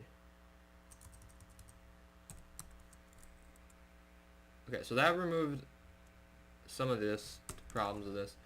The problem is, you don't know if it's just a single quote, so I have to do that, I think. Double quotes, I think, can I do that? Guessing, yeah. I'm guessing you can, I don't know. Loop through all of it, loop through all of the punctuations. Was it 1, 2, 3, 4, 5, 6, 7.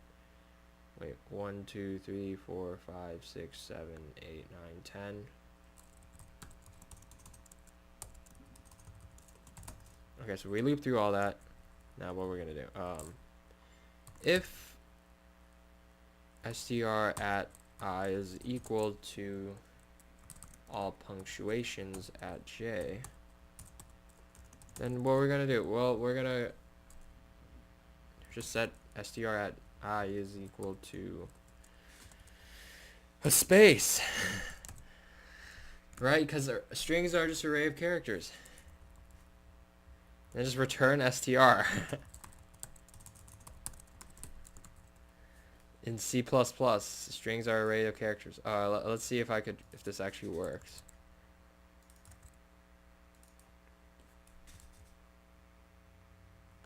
Oh.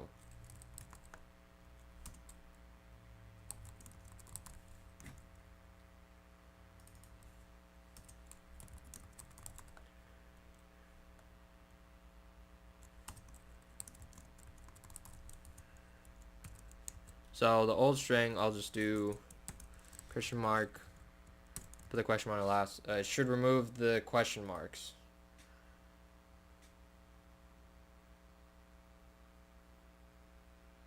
Okay, so yeah, it removed them. Yeah. So I replaced it with a space. Oh, I could. Okay, I could even do it better. I could just make it empty. Oh wait, I can't do that. Oh. Because another thing, you could shift to right by 1 or shift to left by 1. I don't want to do that though. If it's equal, I want to remove it. Because then, whatever. They didn't say what has to happen. Okay, so dot. Let's see if it removes the dots. Dot here.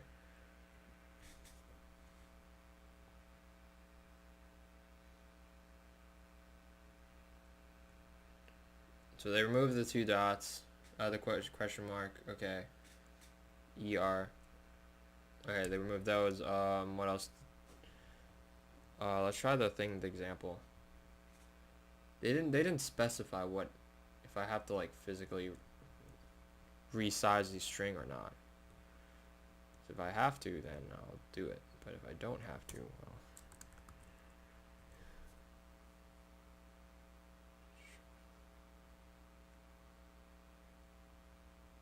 Ooh. Okay. I didn't have a quotation mark. Pretty sure I did. Ooh. Now let me go up and see quotation marks.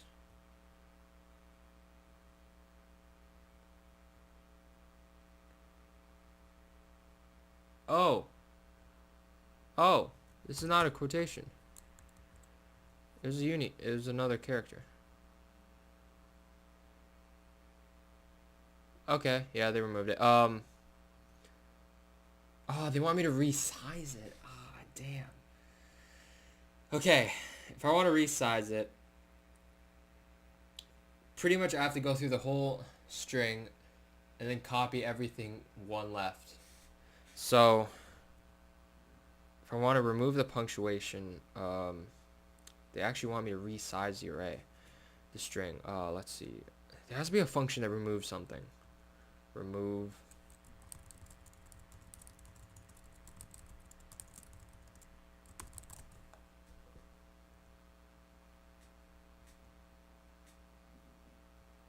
Okay, yeah, so they have a function like this. Okay, you know what? I'll do it. I'll do it programmatically. Okay, so basically, if I have to draw this out, paint. Oh wait, can I type? I think I could type. Oh, I could type. Okay, okay. So basically, that's not what I wanted. Okay, so basically, if we want to remove something, stop, stop. I said stop. Stop. No. No. Okay. Paint is being really bad to me.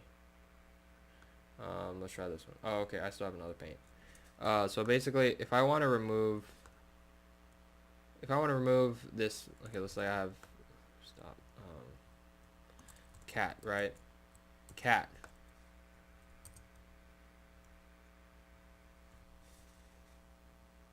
Don't tell me it's not responding again. Okay, so basically, if I want to remove some, okay, so I'll put it. If I want to remove let's to become let's. Basically, once I see this character, I need to shift S down by 1. So what does that mean? That means that I'm going to loop through from K is equal to, I'm going to loop right. Okay, so I'm going to loop from the end. Anything from S is going to,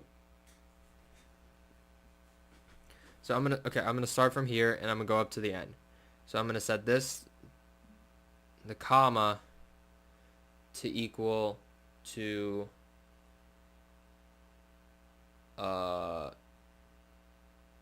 set the not the comma, the quotation to equal to a space, right? No, not a space, to whatever's on the right side. So that would be S, right? So first I'm gonna do let's I'm gonna remove at this index, which is 0 1 2 3, 0 1 2 3. At 3 I'm gonna set it to 4, so that means I'll have this. Then at 4 I'm going to, so in the end I'm going to have one extra thing. So what am I going to do that? At the end I'm going to set it to an empty string, if that makes any sense. So then S, I'm going to make this S become let's, like that. But I want to remove the S, so how am I going to do that? The only way to do it is to copy everything over, but I don't want to do that. Can I make it an empty? Because I can't make it an empty string. They didn't let me do that.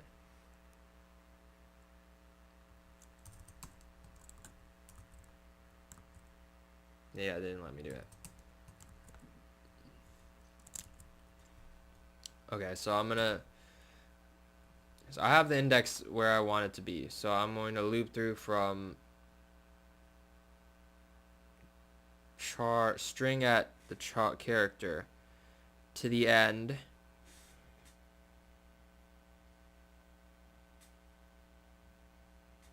Is going to, so for loop, let's say K is going to start from I.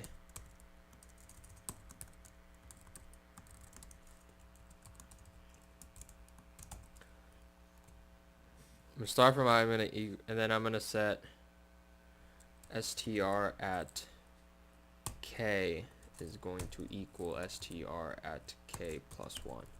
And then what I'm going to do is I'm actually going to, once it's equal to, I'm going to go to minus 1.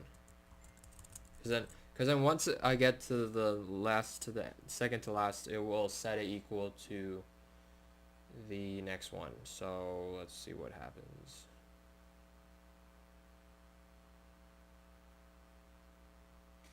Let's try Mike. ... Okay. So I guess it worked. Sort of. Oh no, it's okay, it had 3 dots.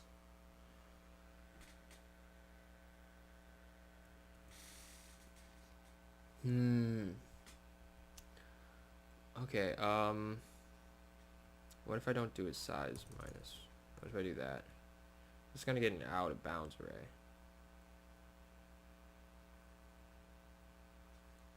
Let's try Mike. This is only working because it's going out of bounds.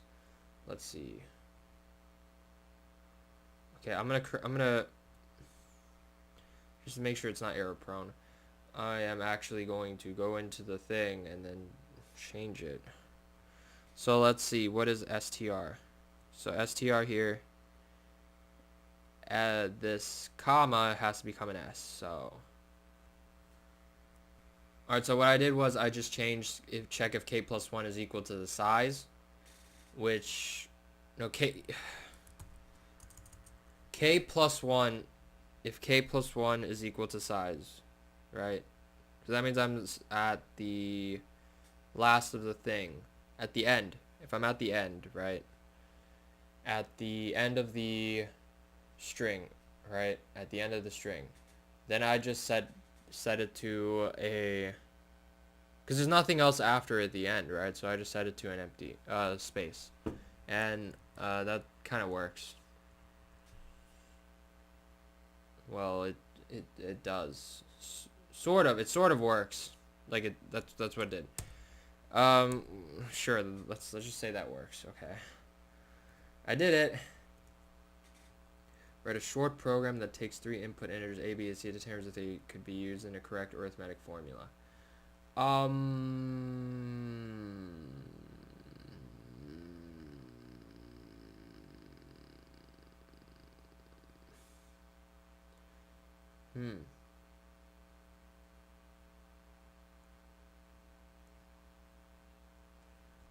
Yeah, you could do this. Okay, just have read in A, B, and C, then loop through. Put A, B, and C into an array, and you could do that by having, having 3. So you input A, B, and C, right? So then you create an array called integers or whatever that has A, B, and C values. Then we loop through the whole array, and what we're going to do is we are going to check if A plus B is equal to C, then check if A minus B is equal to C, then check if A times B is equal to C, then check if A divided by B is equal to C, right?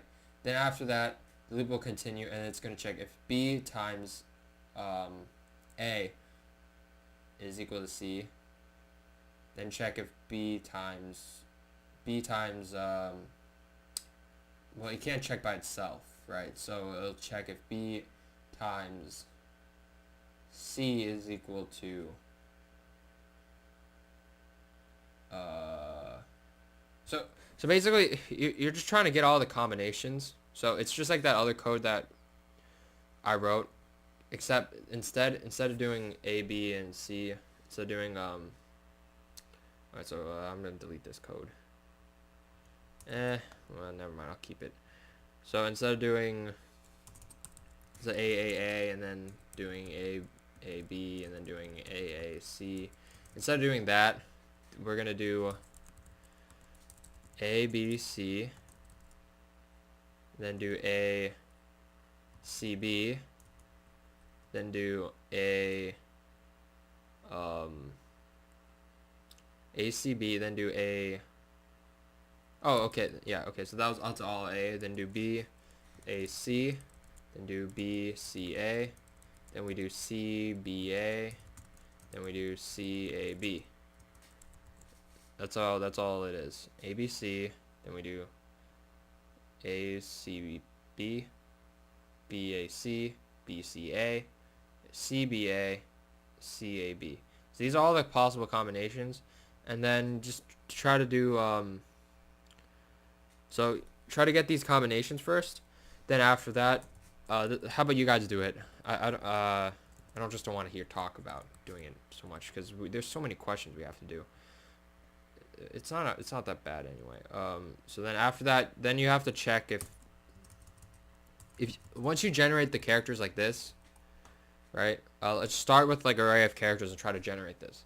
Once you do that, then check if check if a equals to b plus c, a equals b times c, check if a equals b minus c, then check if a equals to b divided by c. And then once you do that, then just the for loop should just keep going, and you should check, oh, okay, a equals c divided by b, is b equals a divided by c, stuff like that. Continue. In fact, maybe should I do it? I don't know if I want to do it. All right, I'll do it. I'll do it with you guys. All right. So let's just generate this first. Generate all these possible combinations. What does it say? Take 3 integers and determine if they could be in use. Okay, so first we're gonna generate. We have to get these combinations first, right? So to do that, we're gonna generate. Enter in a value for a, right? And then we're gonna do. We're gonna create an integer a, b, and c, right? We're gonna create integers a, b, and c. And then once we have a, we're going to cn a, right? I'm going to copy this. Just enter in b. Okay, you know, we could even do this in an array. So let's have an array of values. 3. All right, I'm going to loop through.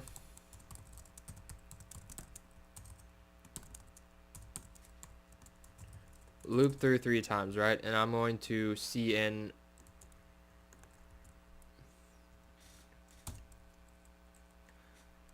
enter in a value for enter in a value for a, b, and c. Damn. Okay, fine. Char array. Okay, characters 3. It's gonna have a, b, and c. Alright, this is just for display purposes. So then now I'm going to do characters cn enter in value 4, and then I'm going to do cn characters at I. So that's going to go through this. So that's going to go through every single character here.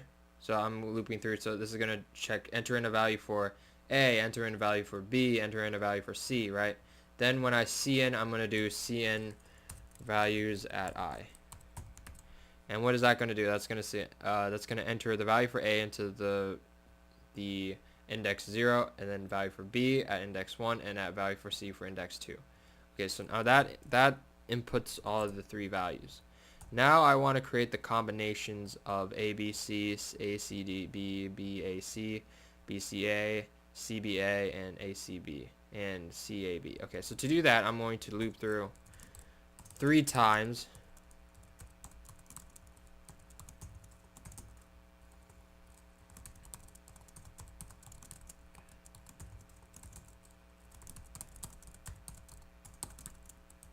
Don't use my variable names, by the way, guys. This is actually very horrible. Cout, we're going to cout values at I, values at J, values at K.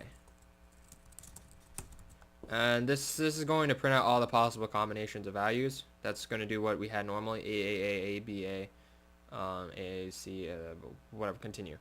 So let's just see. Okay, so enter in a value for A. I should have a comma. Yeah, I shouldn't have done it this way. I should have a space for enter in a value for A, and then I'm going to do this, and then I'm going to do that, and I'm going to do cout and L. Okay, and then after that, this should do it correctly. Enter in a value for A, I'm going to do 1. Enter in a value for B, do 2. Enter in a value of 3, 3. Okay, so that printed out all the combinations, right? So 111, 112, 113, 121, 122, 123, 131, 132, 133, 1211, 212, 213. Okay, so this time, here's what we're gonna do. Instead of doing this, we're gonna do j is equal to I plus 1. K is gonna j k plus 1. Okay, so then what that's gonna do is that's gonna skip the part of repeating. So instead of doing instead of doing, oh, remove this. I'm deleting this. We don't need this. We don't need this. Okay, so instead of doing, so originally we had, so this is what we're trying to get to, right? So instead of doing A, like before A, B, A, B, instead of doing that, it's going to not do that. It's going to start from the right side of it, and it's going to do that instead. So yeah, let's just see what it does.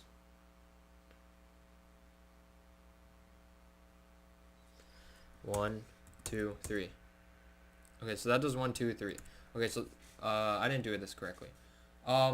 We still wanted to print out all the combinations. They can't be the same. That's the thing.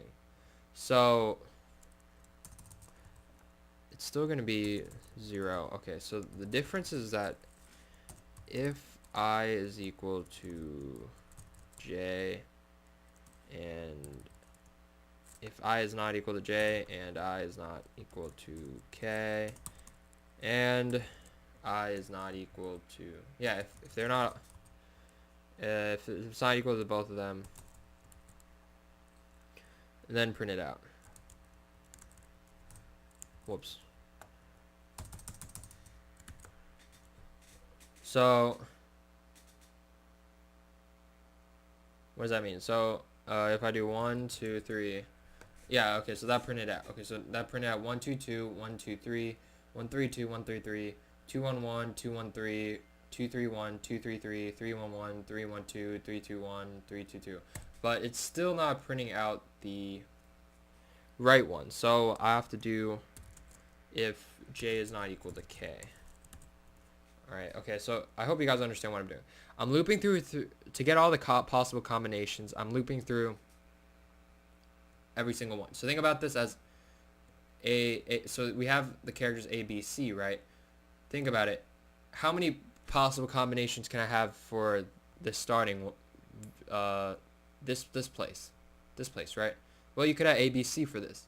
And this place you could have A, B, C for it also. And this place you could have another A, B, C for it as well. So that's why I have 3 for loops from I, J, K. And then I'm checking if they're not equal to each other. So if they're not all equal to each other, then you could print it out. So that's what it does. So let's just see what it does. 1, 2, 3. Okay, so 1, 2, 3, 1, 3, 2, 2, 1, 3, 3, 2, 3, 1, 3, 1, 2, 3, 2, 1. Okay, so we got those. So now we got those. Now we could check if they're divisible. Wait, multiply, divisible, and divide by each other. Okay, so to do that, so I got A, B, C, A, C, B, A, B. Okay, so just to make sure that I'm doing it correctly, I'll print out the character. Just to show you guys.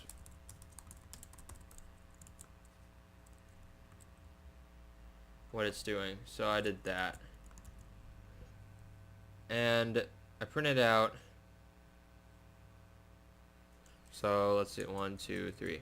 So yeah, it did ABC, ACB, BAC, BCA, CAB, CBA. Yeah, so that's exactly what we wrote above. So let's go above. Yeah, so ABC, ACB, BAC, BCA, CAB, CBA. Yeah, so that's what we had above. So now that we have this, I'm just going to make it back to the original values. Now we have this, we want to check if A is equal to B plus C, check if A is equal to B, C, what was it? Check if A is, okay, so we have to check if A is equal to B plus C. A is equal to B, C plus A. Yeah. So I'm actually going to create a new function for that. So just to make it more easy for me. So this is going to be a function called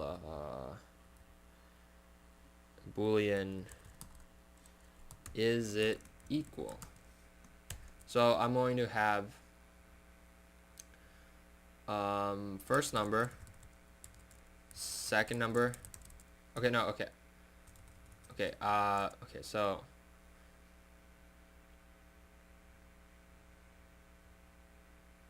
okay, I'm gonna have end, then first, and then second. So what do these represent? The first end is gonna be if it's equals to it, and then I should have a character called operator. Okay, so what if I do that? Operator. So not operator. What was it called? What do they want me to do? Arithmetic formula? Formula? No, it's the sign, okay, the sign, whatever. This represents the addition sign.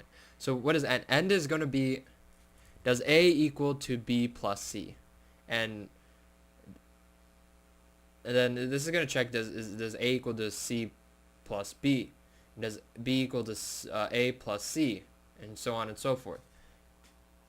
So that's going to return true. Return end is equal to first.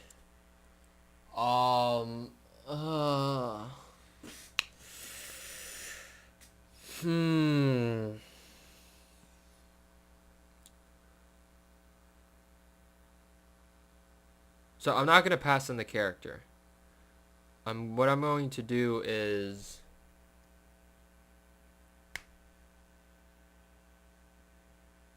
actually I have to pass in the character.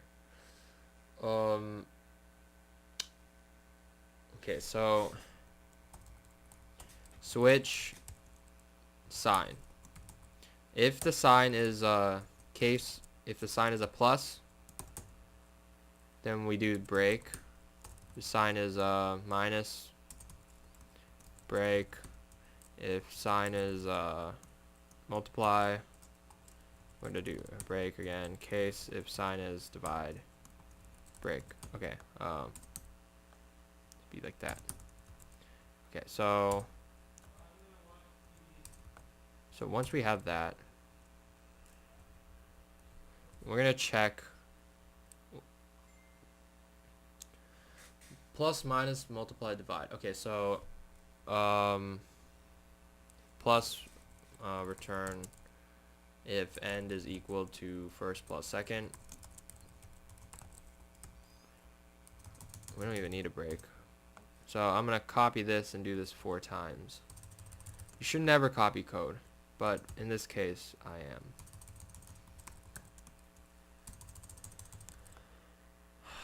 Okay, so this is going to be multiply.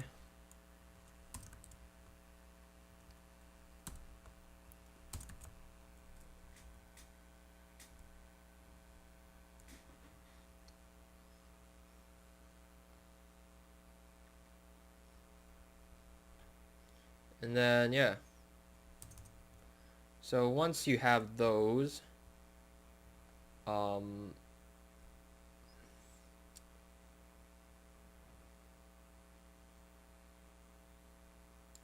we are going to loop through it. Is it equal? No, okay, we can't do that. Did I even need to have this function? That's curious. I'm curious, did I even need to have it? Technically we don't even need to have this function.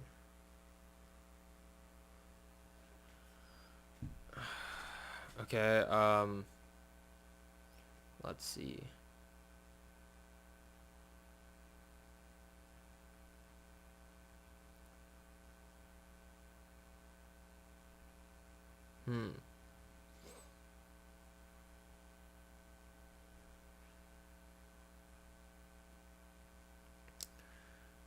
Okay, we technically don't even need to have this function, now that I think about it.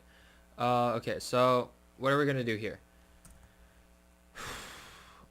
We're gonna have a array called signs, right? And it's gonna be addition, subtraction, multiplication, division.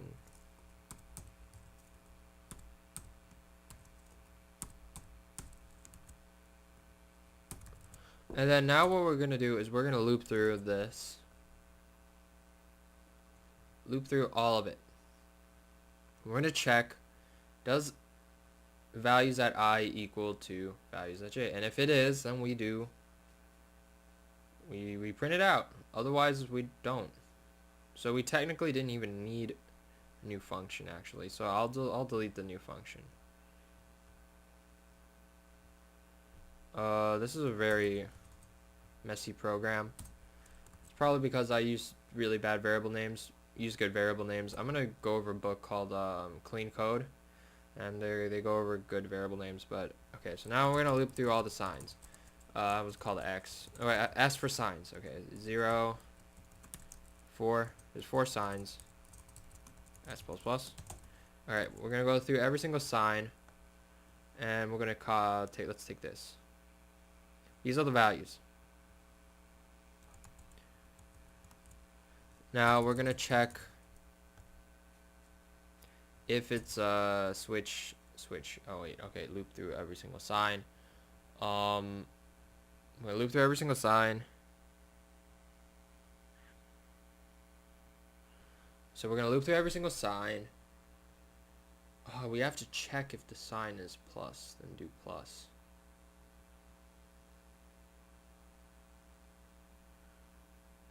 Then we still need that function.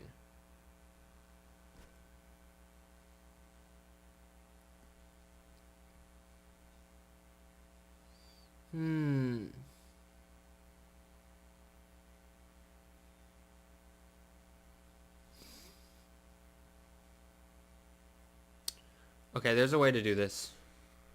Sorry if this video is very long, but I'm going to go, in fact, so we still need that function above. My fault, guys.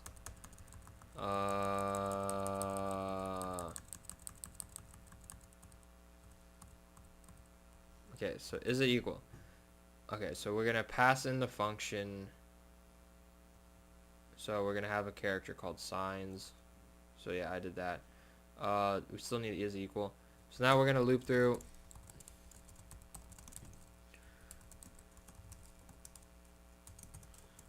And then what we're gonna do is we're gonna do check if we're gonna pass is it equal. Alright, we're gonna call this is it equal. And then we're gonna pass in the correct sign for it. So I call it is it equal, then I'm gonna pass in end. End is gonna be values at I, because that's A, this is B, and this is C. If you could see values A, B, C, C, B, A, yeah. So end is gonna be values at I. B is gonna be this is B, and then this is gonna be C. And then what is the sign? Well, the sign is going to be characters at S.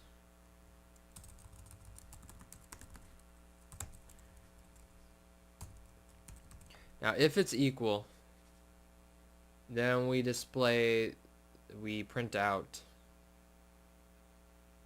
the right character for it. So if it's equal, then we print out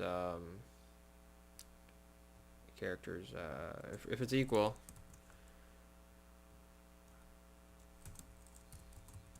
then we print out A is equal to B plus C, A is equal to B minus C, A is equal to B divided by C, A equals to B times C, right? So we're going to see out A, which is values at I, is equal, so then I'm going to print out equal, and then to B, which is this, and then I'm gonna print out a space, and then the character, whatever character is, and then C, which is this values at K. I hope you guys understand what I'm doing. Because if you don't understand what I'm doing, this is just kind of... So what I did was I created an array of values, then I enter in values for it every single time. And then after that, I pretty much just I enter in this. I loop through every single type of values you could have for every single one. So how many places can you have? Well, A, B, C, A could be A, right? For this place, it could be A. This place, it could be B. This place, it could be C, right? And B, how many places could it be? It could be A, it could be B, it could be C. C, how many places it could be? A, it could be B, it could be C. But I also check if all those places, if they're equal. If they're not equal to each other, then I do this. If they're equal, then I don't do it, right? So I just skip over it. So that's what I do here. Then I check if it's equal based on the character. So in the characters function, I check if it's a addition, subtraction, multiplication, division.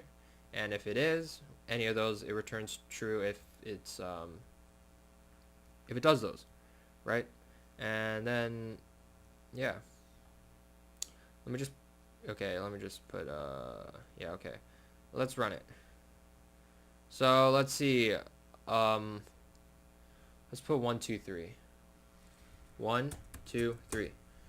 Okay, so oh wow, okay, so ooh, okay. Oh, it's not characters at I. My fault. It's signs at I. My fault. Okay, so it's not characters at S. It's signs. Signs.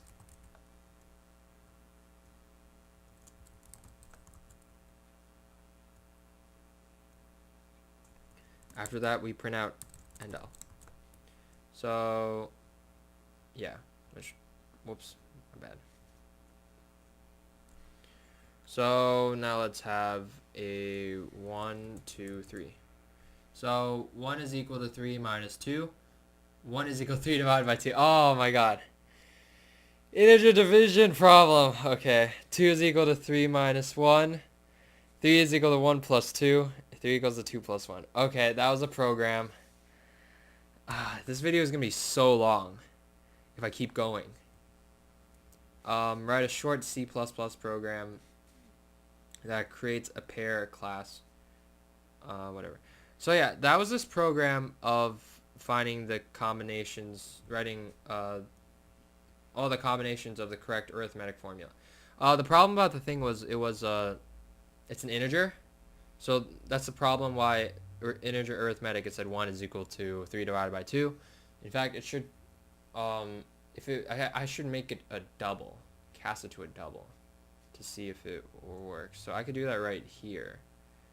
Cast it to a double for division. I could do it like this. I'm going to have a problem with that. I think I'm going to have a problem with that. I don't know. Try it again.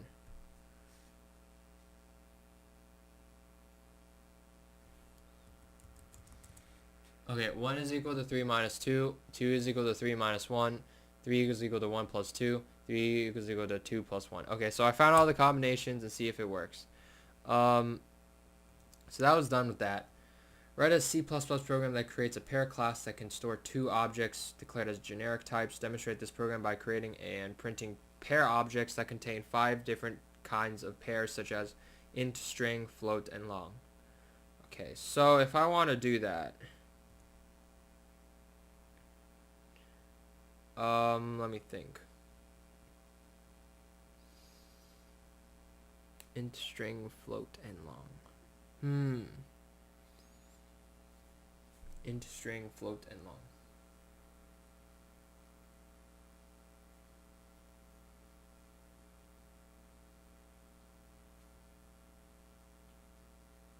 I don't know what... Don't you just have 2 generic types? Like first and second? and just have that. Okay, I'm gonna take a little break and I'll come back to this because I've been talking way too long. Alright guys, I don't feel like doing the rest of this, so please rate, comment, subscribe. I think we did enough of the problems already. There's still a lot of these, so unless I want this video to be like 6 hours, then maybe. But please hit a like if you enjoyed watching, subscribe if you didn't, and rate, comment, subscribe. I'll probably check you guys later.